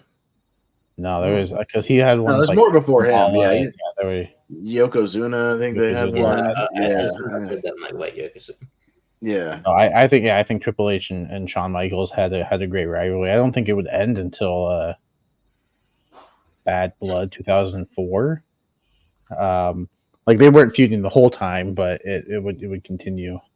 And then eventually they would get back together as DX and it was cool to see Booker T in a main event spot. I think he would kind of stay there until WrestleMania, which we don't have to talk about that. Well, we might. I want to talk about WrestleMania 19 at some point. So if I win some predictions, we might be doing WrestleMania 19 because I love WrestleMania 19. It's my favorite. With It's definitely like a top 3 or top 5 for me. I love that WrestleMania. WrestleMania is great. Yeah. So yeah, great chamber. I was trying to go through all the chamber matches and kind of rank my top 5, but I didn't quite get done yet. But yeah, this one would definitely be in that top 5. It's fantastic. Yeah, for sure. JPO, you there? You want to give some thoughts on the Elimination Chamber? Yeah. You'll never guess the first casket match. I probably won't. Hit me. Ultimate Warrior at a WrestleFest. Can anyone remember the last one? It's been a minute. Was it Undertaker and? Oh, actually, no. Was it Undertaker and Miro? That is correct. Undertaker and Rusev. Yes. Rusev, yeah. Rusev. Oh, so you were not correct because he wasn't Miro. Oh. Well, technically, if you actually played WWT, Jacob, same human rule. Richie still gets the point. Unless I specify a specific character, yes. Right. Yeah. Mm-hmm. If you look up the match, it doesn't You'd say have to Undertaker look versus that up. Miro. Well, we're playing WWT today in this. Which, by the way, after looking that up, I'm totally gonna ask about that soon. So if you play the next game, Richie, remember Oh yeah, that's definitely gonna be a question. Ask it in my title. Yeah, there you go. Oh, yeah, there you go, Jacob. Yeah, he did say you get a match, right? He's got to defend. Yeah. Yeah, we're talking about this main event. Yeah, so it was totally. Match for the first time. We'd have I think some better chamber matches later, but like I don't think it's a bad first one. Really cool seeing Sean win it too. This was the only title Sean would have, a world title anyway. Sean would have during his last run. So that was kind of cool seeing that, even though I think you guys said before, not very long lived, but still kind of a fun moment with the confetti falling on him, even though he had his poopy brown tights because his good tights didn't come in. I always thought his poopy brown tights looked weird. Yeah, they're just stick with the red. Stick with the red, Sean. This is the first time we were getting gear Sean since 1998 because his first match is a street fight at SummerSlam. So I remember specifically being like, oh, what are we gonna get? Because Shawn Michaels, he's a gear guy. Blue, red, yellow. Like he rocked everything. What are we gonna get from Shawn in his first ever match since '98? And it's just this shit brown, one heart kind of ass. Well, yeah. and he had the glittery stuff that he wears over it. So you're like, oh yeah, that's Shawn Michaels. Yeah. He got the glitter gear, or the sparkly, reflective gear. And then he pulls it off, and it's shitty brown. And you're like, oh, gross. Yeah, no, it was legitimate disappointment when I saw this for the first time. Like of all the gear, but yeah, I'm pretty sure that has been like, nah, he had better things in mind. It just didn't work out. So it was like a last minute, like, all right, here's the color we got, and throw one little stitch on there. But yeah, like I said, I liked it. I still think it's a pretty memorable match, and obviously it worked because here we are in 2024, and we're still going, chamber every year. Eric Bischoff was a genius, am I right? Thank you, Richie. Yeah, not much to add. I think it's a great chamber match. It flowed pretty well. Yeah, I mean, it makes sense looking back on it later. Like they're sort of a bit more. I didn't realize at the time, but they're a bit more like obviously careful with Triple H, especially because I remember thinking at the time, like, man, that was a gentle choke slam by Kane there, but. Because it was like, oh my god, he didn't go up for that. I was like, oh, he didn't really go up for that, did he? I'm like, no, wait, no, they're protecting. But yeah, it was really solid. I don't have much more to add. I just wish maybe Shawn Michaels' world title run lasted longer, but why didn't. It sucks that they make mention like, I'm sure, but Booker T will be world champion one day, and it's like, he'll get his time. It's like, I was hoping that would be it. 2006. 2006. He's got to wait a while, and it's like, RVD will be champion, but he'll get his time. 2006. Also 2006. Yep. So I don't know. It's a solid match. No complaints really. I love it. So Any last quick out of 10 scores for the pay-per-view in general before we get to our current Elimination Chamber predictions? Jacob, out of 10? Yeah, no, I think this is a really, really solid pay-per-view. I don't really hate anything here. That 30-minute promo stuff kind of brings it down a little bit, but I can skip over that now. So I'm still at like a solid 8.5. I think this is really, really good. Mm-hmm. Yeah, JPO out of 10. Any thoughts? I'll stick it a solid 8. I think if you had lowered the promo and maybe given that cruiserweight or even the women a few more, or even the heavyweight title, I think it's what drags me from being like full on, 8.5, 9 territory. Because there is nothing bad per se, which is good. You know what I mean? Fun opener. But, there's just a little bit left to be desired from 3 other matches, though. So, yeah, totally. Richie? Yeah, this is really solid card all the way around. Nothing bad. I do remember like thinking it's not nothing to do with this pay per view, but I do remember thinking like, this is around the time where because JR did make mention like, oh, Kane's our last Intercontinental Champion. I'm like, oh yeah, that's right. They had no mid card titles at this point. That's fucking baffling. yeah. Like, why would they ever get rid of the Intercontinental title? Didn't they have a thing where Stone Cold brought it back in like mid 2003? Like Judgment Day, like for Judgment Day or something. Yeah. Right. Yeah. Like, why get rid of it in the first place? And they would introduce the United States title around the same time, but not for SmackDown. But still, it's like you need mid card titles. Nothing egregiously bad. Apart from a few botches here and there, and it was just maybe broken. Maybe if I don't know, I can't say whether I want Brock and Big Show go any longer, or maybe the end result maybe a bit different. I mean, I didn't think Brock should have lost at that point, but yeah. So I'd probably give it a solid 9. Yeah, I'm in like 8.5 territory. I've always really liked this pay-per-view. I think it's really entertaining. Yeah, now you can skip that 30 minutes, so it's like no big deal, and just get a really solid like 2 hours worth of action. And yeah, because that opener I've gone back to a lot. That opener is super fun. Even that cruiserweight match is a good little spot fest. Yeah, the 3-way tag team match is still great with all those guys involved. And yeah, I've gone back to this Elimination Chamber a couple times. The drama with Shawn and Triple H is always good, and everybody looked great. So I've gone back to this pay-per-view a good amount of times. I pretty much remembered, not like move for move, but I remembered almost everything about this pay-per-view going back to it like pretty vividly. So this is around the time I was really getting into wrestling, so I remember this a lot. But yeah, good stuff. But Jacob, what do you say we talk about some current events now and talk about the Elimination Chambers coming up? Yeah, it'll be on the screen in a moment. I think JPO might be. Is he frozen? Yeah, he's frozen. So take it a second. We are jumping into the Elimination Chamber this year. Our predictions, and so I'll just kind of wait until he comes back to put that back up. We'll see. But yeah, 4 matches on the card. I guess I'll pull it up now. Too also only 4 matches. Yeah, how much time are they gonna, how much if you thought they killed time on this pay-per-view, boy, wait till they kill time on this coming pay-per-view, or not on this old one. Yeah, their marketing is Elimination Chamber Perth. Do they have Eric Bischoff on speed dial to explain what the rules? Yeah. But yeah, only it looks like they have announced a match for the pre-show.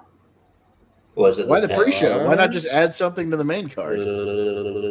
Yeah, so no, it looks like we're getting the Kabuki Warriors versus Candice LeRae and Indy Hartwell on the pre-show. So maybe a way to get Indy Hartwell on the show. That's exactly what it is.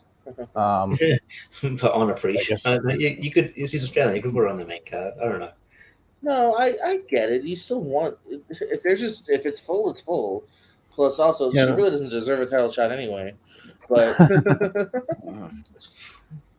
they like, what if I can't tell you the last time Candice LeRae and Indy Hartwell won a match. So it's definitely a hey, go perform in front of your home country.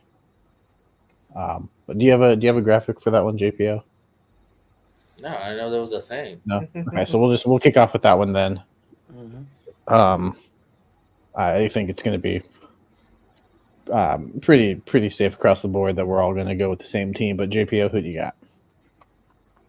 I mean, yeah, I was just gonna go with the people that should win, just based on our booking level too. Like I like Indy, just like I don't think that team's even won a match recently, but it's to get her in front of a crowd, which I'm happy for.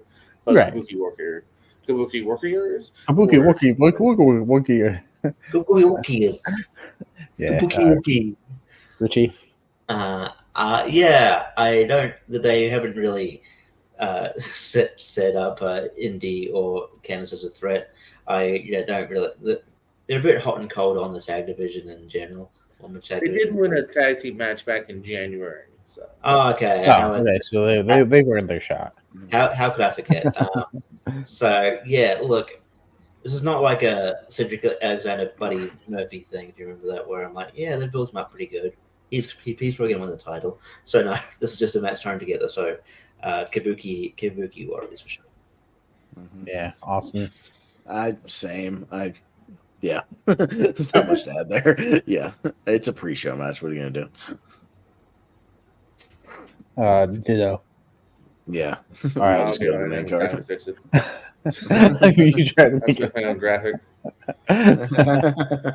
Just write it on there. next time.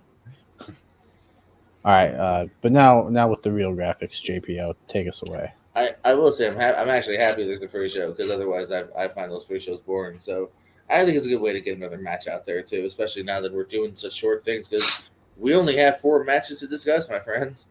And Grayson Waller. I actually have a graphic for that, so we will talk about that if you want. But yeah, Rhea Ripley is defending against Nia Jax for that women's title. I forget the name of the women's titles now, but her women's title. I believe she's the women's world champion.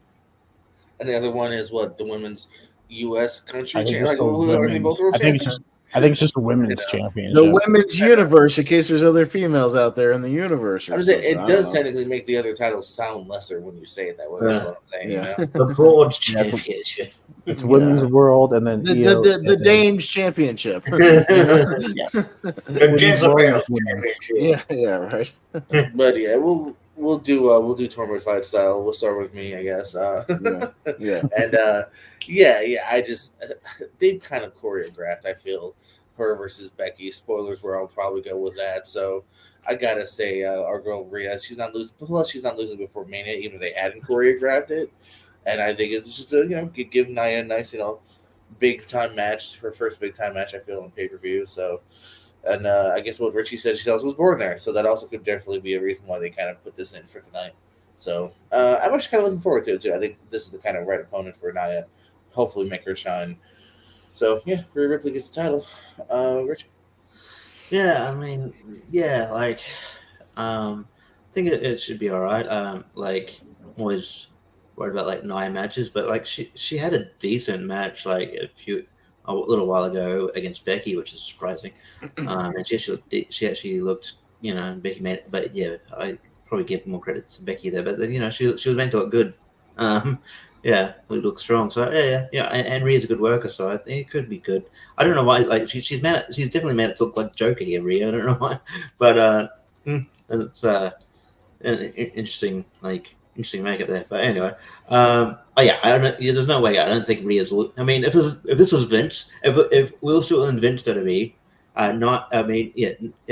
Nia would be beating Rhea in her home country. Although technically, yeah, he said it was Nia's as well, but I think it's more known that it's Rhea's home country. So yeah, if this was Vince, I wouldn't put it past him to have Nia win, but I know I think logic will be like, no, Rhea's winning, and yeah, it's gonna be Rhea and Becky. They're telegraphing that way too much, and we'll get to that. So yeah, Rhea. And Pez. Rhea wins and hopefully does not get hurt by Nia in the process, ruining her WrestleMania match. Just don't hurt mommy. Don't hurt mommy. Don't hurt mommy. Yeah. Yeah, I'm in agreement here. I think it's going to be Rhea. Yeah, they're telegraphing Rhea and Becky. all the way back to the press conference. So I think it'll be a decent match. So I mean, I'm still looking forward to it. I think, yeah, like it was said, I think Rhea's a good opponent for Nia. I do have because I was like, we need like extra points here, because I feel like a lot of our predictions are going to be the same. So I did have one for this match. Does this match go longer than 10 minutes? JPO. Yes. Richie. Just because you don't want the whole point of a tiebreaker is you don't want to let the same. I'll go no. Let's see. Let's also say yes. It's like Jacob's Well, we could always do the how long it goes without going over, Price is Right style, and just do the actual time, how long we think it's going to go. We could do that instead. You want to do that instead? That would be a way for only one person to win. Yeah. JPO. So JPO, start over again. Time for this match without going over, Price is Right style. I'll write it down. Rules. Yeah. 11:33. 11:33. Okay, I'll write it down. All right, Richie. 8:45.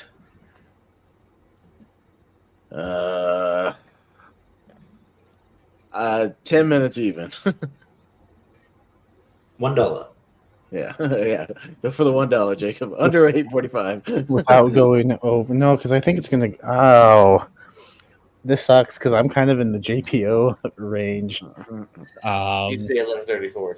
11:34. No, because then you would win because it's without going over. So I would want to go Well, let's say 11:32, but I won't. I'm gonna go.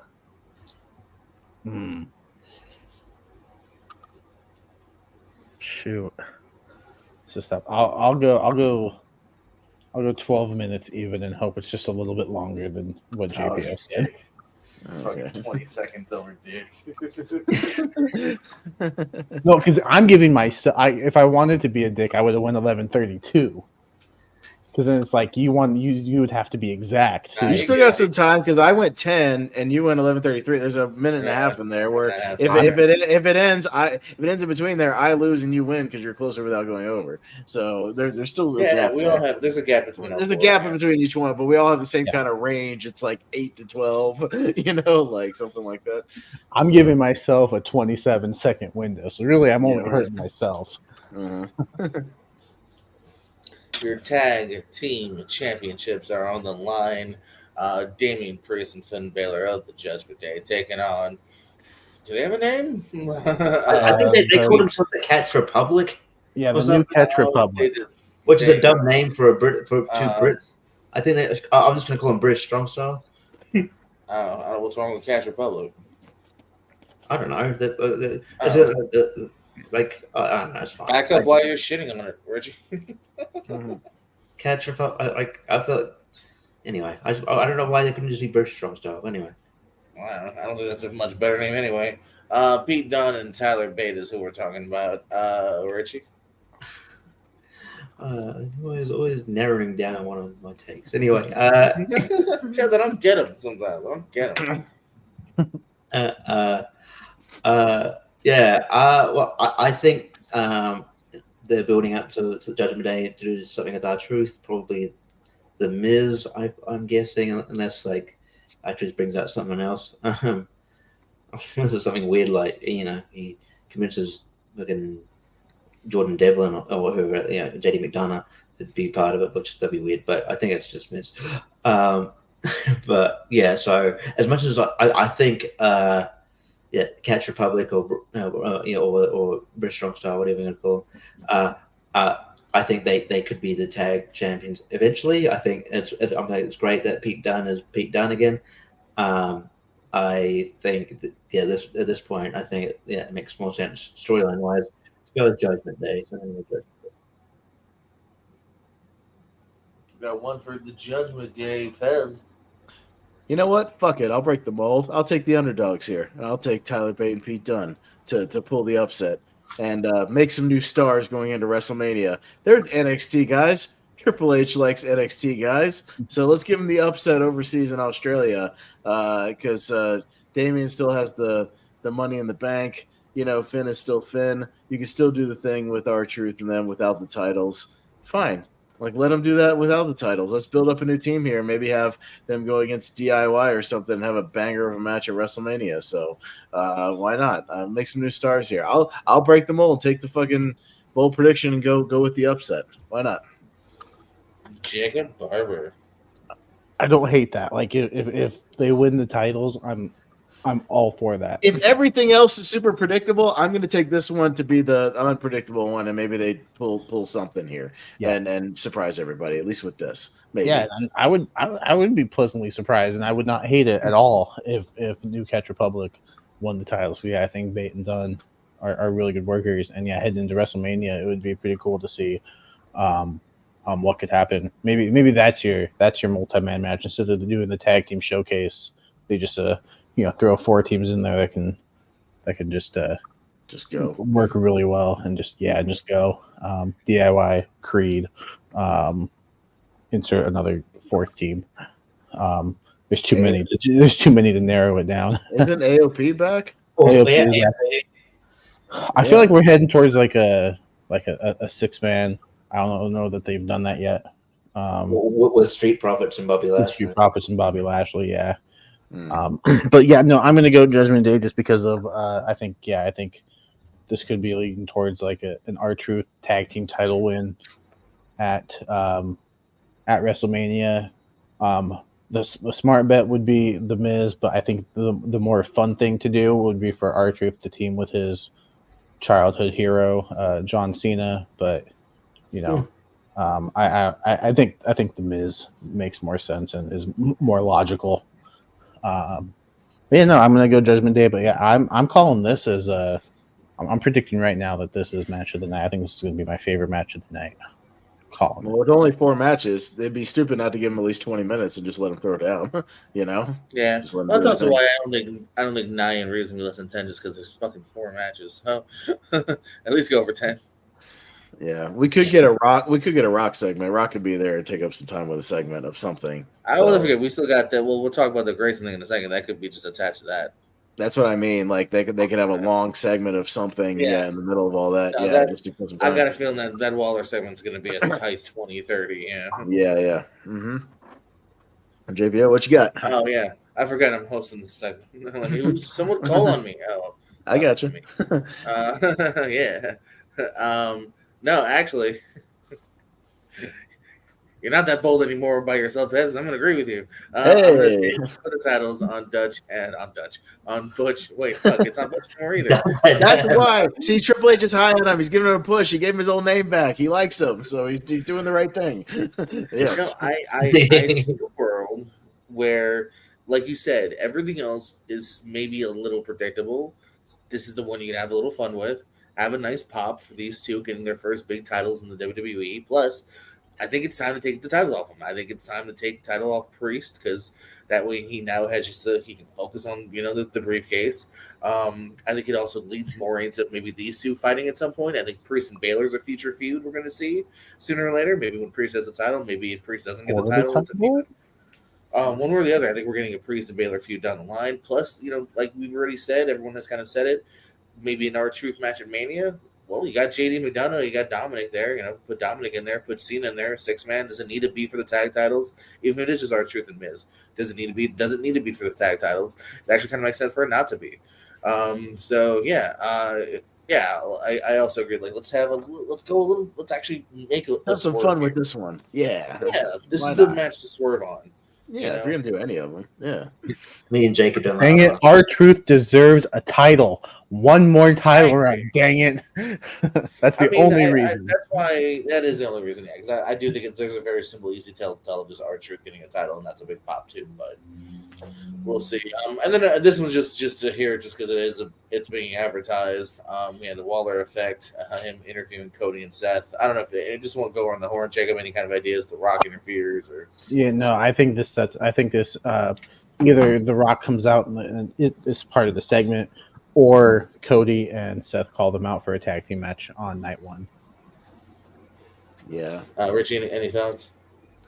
Yeah, it's just a way to, also get Grace Moore on the show, who's the most recognizable sort of Australian outside of Rhea Ripley, obviously, on the show to get a big pop, but obviously, to set up the the inevitable sort of tag match. So I think The Rock and at least at the very least Roman Reigns will come out. There you go. Roman Reigns will take up 5 minutes also, just with his entrance.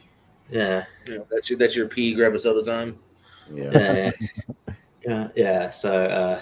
Or grab breakfast because it's fucking on in 5 minutes. Right? Yeah, let me go get my bowl of cereal. Grab your Fruit Loops. If Roman, Undertaker, and Randy Orton had a triple threat match, you could probably order Uber Eats, and it could be there by the time they get down the ramp. What's funny is you guys will probably have seen it before I'll get to see it because if it's Saturday at 5 a.m. over here Eastern time, I got to work from like 6 to 3. Then Jacob and I are going to do a podcast about movies. He'll probably have already seen Elimination Chamber, and I got to fucking wait till all you guys have already seen it and watch it afterwards that night. So you guys will already know what the hell happened. I gotta be working. I gotta try. I'm booked at night in Tampa, so I'm gonna try to wake up and get it in. Yeah. Richie, did you talk about this? Yeah, I just said that. Yeah, probably The Rock. Yeah, at least Roman Reigns will come out and they'll set up the tag match for night one. Yeah, I know there was a rumor a long time back that like Roman just simply is not booked for it, and like it's another night that he's gonna have off. You could have Rock. Heyman could be out there. I could see Heyman being with him. Different ways you can skin the cat. Yeah, there's plenty of people. Yeah, Heyman could set something up with Rock. Whatever. Any number of other people. You don't have to have Roman there personally. I mean, Rock and Heyman could do the heavy lifting for that. That's fine. So I mean, you could even have it where the Rock's there and he accepts the tag match, and we could even have Roman on SmackDown being like, "Hey, could have checked with me first," or just explain. Well, keep teasing that like dissension and eventual turn. Yeah, I mean, whatever. Who's head of the table here? Yeah, right. And one of two chamber matches here. You got the women to decide a number one contender. You got Liv Morgan returning. Raquel Gonzalez really returning. Naomi returning. I didn't even think about that. Becky Lynch, Bianca, and Tiffany Stratton in her first big solo match of solo sorts. Back to Jacob, though, because this is a real match. May I make a suggestion for additional predictions for these elimination chambers for tiebreaker type things? Because we might all have the same people. Final two. Well, I would say which two start the match. You could say which two start. Yeah, that's the idea I had was which two are starting. And then either that, and you could also say who's the last person to come in. Maybe the last pod person to come in. At the very end, something like that. Okay. Whatever. Just for additional ones, just for some extra points. But yeah, I think Becky's winning, obviously, because this has been telegraphed again since the press conference when these two had a face to face. So I think Becky is definitely winning. As far as who's going to start, give me Liv. Liv likes to go from the beginning to the end, so. So I'm gonna go with Liv and Naomi kicking off the match. All right. Halfway there with you. Becky wins. What's that? Well, who comes in? Who comes in last? Who's the last one out of the pod? Tiffany Stratton. Tiffany? Okay, gotcha. Shit. No, man. I'm going to agree with you about 3/4 of what you just chose, by the way. All right. I'm agreeing with Becky winning it. Again, just maybe there's a different way they'll get to it, but just fucking they really pretty much said this match has to happen. And I'm also agreeing Tiffany is your last in. Just going with heel. She can probably maybe get some nice victories, being the heel there, maybe on Raquel, the stronger competitor or something like that. I'm going to go with Liv starting as well, but I'm going to say her and Becky start. I'm going to say her and Becky start, her and Becky finish. Okay. Richie? I think, just a bonus prediction, I think Tiffany Stratton is going to eliminate Bianca, and maybe that sets up a Mania match. Yeah, I could see her this and also. I could also see her not necessarily being on Mania this year, too, but maybe, for sure. Richie? Yeah, it's tough. I mean, the winner's not tough. I think it's going to be Becky. If they didn't telegraph it, I would. If they didn't telegraph it so much, I would say either Becky or Raquel. But they've telegraphed it, so. Uh, uh, but yeah, as far as starting the match, I'll go with. Let's go with. I'll go with. I'll go with Bianca and Raquel. I think that'd be good. Two sort of muscle. Two muscly women starting the match. I think that'd be kind of good. And the what was the last prediction? Who comes in last? Who's last? Who comes in last? Last pod. I say it's Becky. Ooh, I don't want that. I'm saying that, yeah. Yeah, I don't like it either, but I think it's I don't like it either, but I could see it happening. I think you're gonna have Becky win, have her fucking earn it. But then again, Cody also won the Rumble at 30, so what the fuck do I know? Pez, what you got? Well, Becky to win, but I'll say Becky goes the distance. I'll have her first, and why not have Tiffany Stratton? Let's get her hot to start. So I'll say Becky and Tiffany start out, and then I'll actually have Bianca coming in last. Okay. So yeah, just why not? Cool. Yeah, you only get the point if you get the exact two who started. That's a point, and then if you get the exact last person, obviously. So just some extra prediction. We'll do the same with the men's. So let's see what happens. I forgot to do my classic zooms at the end, but yeah, so we're all agreeing on Becky. Yeah, I know. I got. Yeah. Me and Pez say this, and then you guys say this. You guys say that, and then we're all pretty fucking sure it's gonna be mommy. Right. mommy. And then we got the dudes chamber because we gotta be equal with the genders here. We got Kevin Owens, my cousin. We got the Almighty, the greatest glutes in the business, Bobby Lashley, Randall Keith Orton, Drew Galloway, Jake's brother Logan, and we got Eli Knight. See what I did there? Mm-hmm. Shit, it's back to me. Yeah, Mr. Wrestling, Kevin Owens. Mr. Wrestling, Steve. All right, let's see here. I guess that fucking makes sense. Drew McIntyre. I don't know. I'm just simply going by build. Nobody else has really been built to take on Seth. I mean, you could pivot, and Seth and Logan would be kind of cool. Seth and I don't even know Randy, but you got to turn somebody there. I don't know. So yeah, Drew just makes sense, and I really hope Drew gets it too. I hope Drew has a Mania moment in front of a crowd. Reggie. Oh, your other predictions. Other predictions. Oh yeah, we're doing that. Let's see. We're gonna start with my cousin Kev. He seems like he can go the distance, and let's do Kevin Logan again. Continue that feud, kind of going in, and then last in will be Bobby Lashley. Have him come in and do some carnage. Richie. Yeah. By the way, I don't know if it's just me. Bobby Lashley looks weird there. It's a weird photo. I don't know. It just looks. I don't know. Strange photo. I know his eyes look weird. Anyway, from a distance. Anyway, but yeah, I guess if I had one criticism, it's just like I wish they'd build up more people so you'd be like, oh yeah, it could go this way, it could go this way. Sorry. You child, you absolute child. We are a PG show. Darn it. He said cock.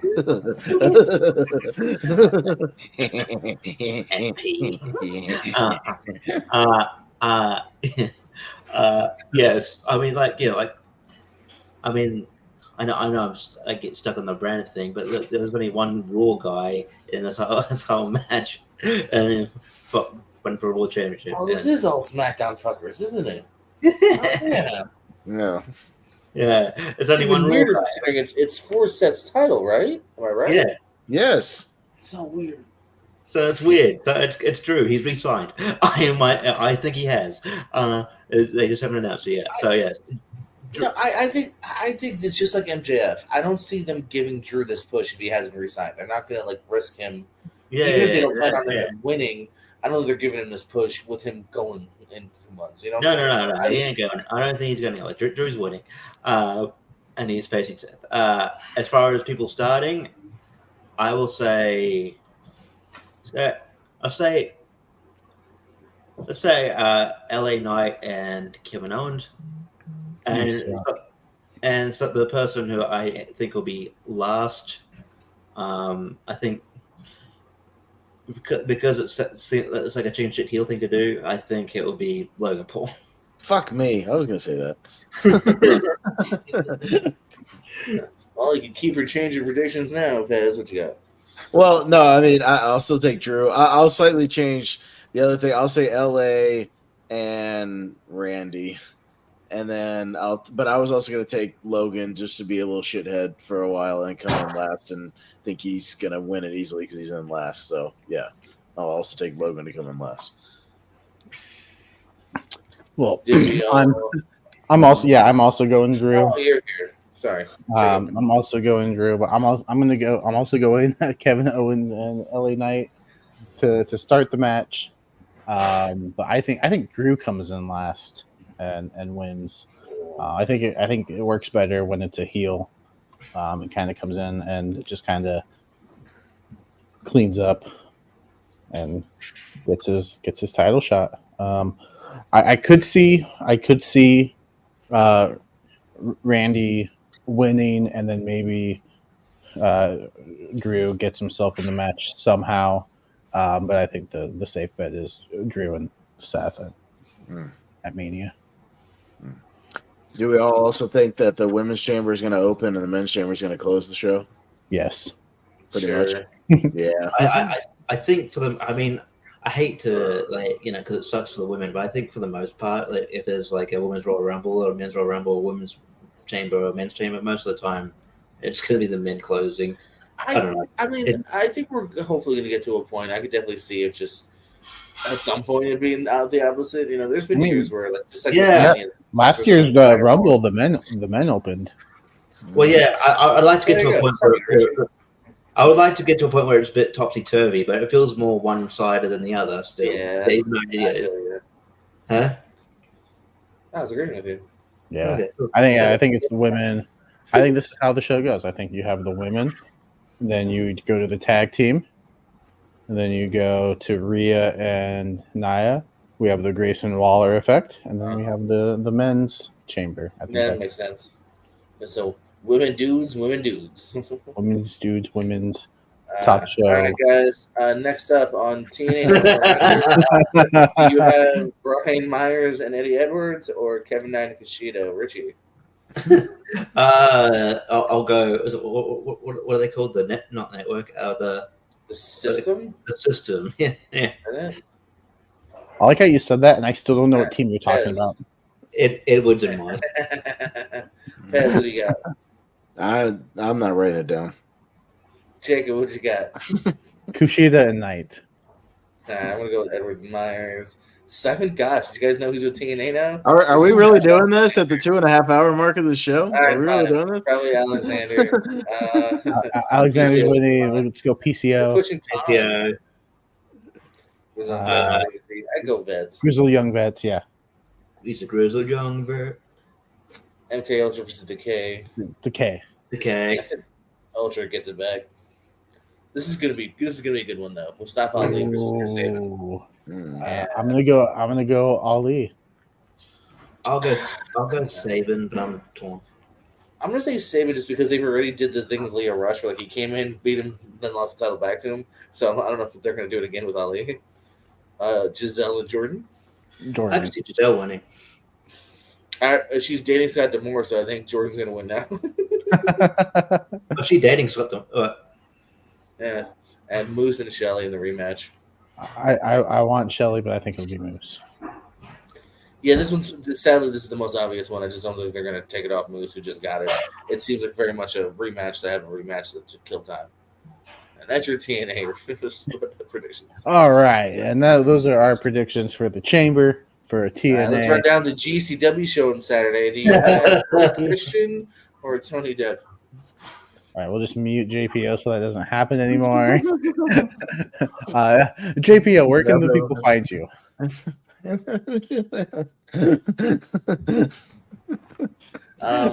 Well, if you like wrestling, you can physically find me Saturday at Tampa Bay Pro Wrestling. Oh man, what is it? Send it. Send it is the name of the show. It's like one. It's like that's something new catchphrase. Like catch it, send it, bop it, smash it. Whip it, slam it, Throw it. Throw it. Just fucking Jacob throws it. Just throw it. Yeah. So yeah, catch me Saturday. The commish returns of the commissioner's cabinet. Last time I was there, Logan Cruz dived on me and Leroy Shogun kicked me in the face. So let's see what happens to me this show. Are we doing predictions for that? Kick him in the Yeah. What happens to JBO with this show? Does he? Does he take a but, bump or yeah. not? Yeah. Yeah, we'll see. We'll see. It's funny because it was the first bump I think I'd done in that company like a year. So people had never seen me bump before. They're like, "Oh shit!" I was like, "Yeah, no, fucking bump, fuck you." Yeah, but in the internet world, tomorrow night over at the Piersco, we're having the final quarterfinals of the yearly tournament, and then we're going to segue into the semifinals. So that's going to be a lot of fun over there at Pierce Wrestling. We just had a really cool match of trivia earlier today where Jacob was really being mean to me in the chat, and I wasn't. and then somehow got a number one contenders match too without even I playing. got a title shot just by being in the Just chat. goes to show, don't play, just be a smartass in the chat, and Chris Cass will give you a title shot. That's bullshit. Popping in here from time to time. I'm sure I'll be on here sometime next week, especially for, of course, this show. And we just did some Why We Love Horror. I believe that actually drops tomorrow night.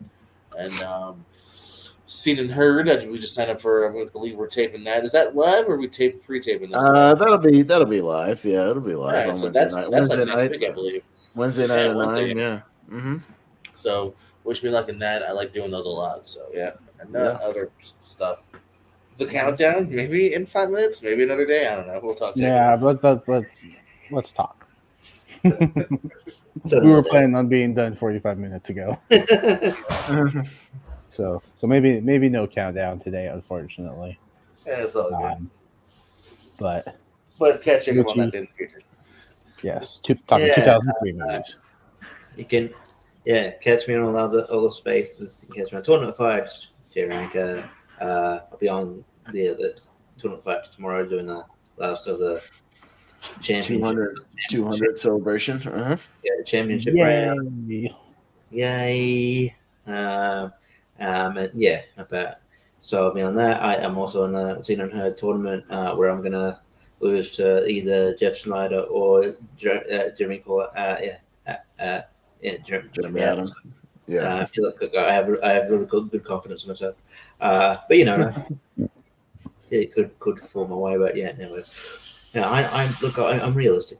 So you can find me there. All around the other spaces, and all good. And catch me spaces. And you can find me at the movie crew that I'm trying to do right now as well. I was also talking to you. Mm-hmm. All right, Pez. Movie grid already? No, mostly obviously here on the Movie Hero Network. Yeah, as Richie kind of mentioned, tomorrow night, our 200th celebration. Finally, actual tournament fights episode number 200 tomorrow night. So that should be fun. The little half bracket just to round it out with a lot of great movies in there. So that one should be interesting. Yeah, there's a lot of good stuff. We'll see how far Lion King makes it. Spoiler alert, Jacob, it's going up against something really, really hard in the first round. So good luck. Unfortunately, and then I'll let you tell them about what we're doing Saturday. So yeah, I'll be there tomorrow for the 200th episode, and then Saturday, Pez and I will be back to podcast about movies, talking about 4 movies that we enjoy that are under 30% on Rotten Tomatoes. So Pez has chosen Baby Days Out and Law Abiding Citizen, and I have chosen Spawn and The Little Rascals. So those will be the 4 movies we're covering this weekend, and then on Sunday over on Ryan Permison's channel, you can. Hey, you are doing it. Discussion about The Lion King. Mm-hmm. We'll be doing. So even if it doesn't make it out of the Friday tournament, Jacob, you can still go praise it for an hour and a half over on that channel and gush about how great it is. So there you go. So yeah, that's what we got going on in the near future. So you can catch us in all those spaces. You can catch us back here next week talking the Elimination Chamber event as well as predicting Revolution, which happens next Sunday. So I believe that's 10 days from now. It's a Sunday. So yeah, that'll be a packed show as well. We'll see who wins the predictions. Fingers crossed it's me or Pez because I want to talk WrestleMania 19 as well. So even if I don't win, I'm okay. I'm just putting that out there for anybody who wants to pick it who might win. You know, I'm just saying No, I want to win. I want to talk about WrestleMania 9, and so I mean, oh fuck All right, you. so if Richie wins, I will be sick the next week. Yeah. It's just unfortunate how that happened. Don't make me try to No. because y'all can like doze off and like not pay attention. I have to write all this shit down. So like don't make me write every move down that happens in Undertaker versus Johnny Gonzalez. I don't want to do that. So I don't Hold on. You'll save a lot of ink. Hit. Oh, Shitty they stood around for a minute and did nothing. Yeah, standing. A 30-second Hold. choke. 30-second choke in the DQ. corner. Yeah. Yeah, not much to write, dude. Yeah, right. But yeah, we'll be back next week. So make sure you hit that bell so you're notified when we go live. Like, share, subscribe, do all the YouTube things, and you know what? Do it. Let's bring this back. Fucking do it. Yay. Yay. Old school. We'll see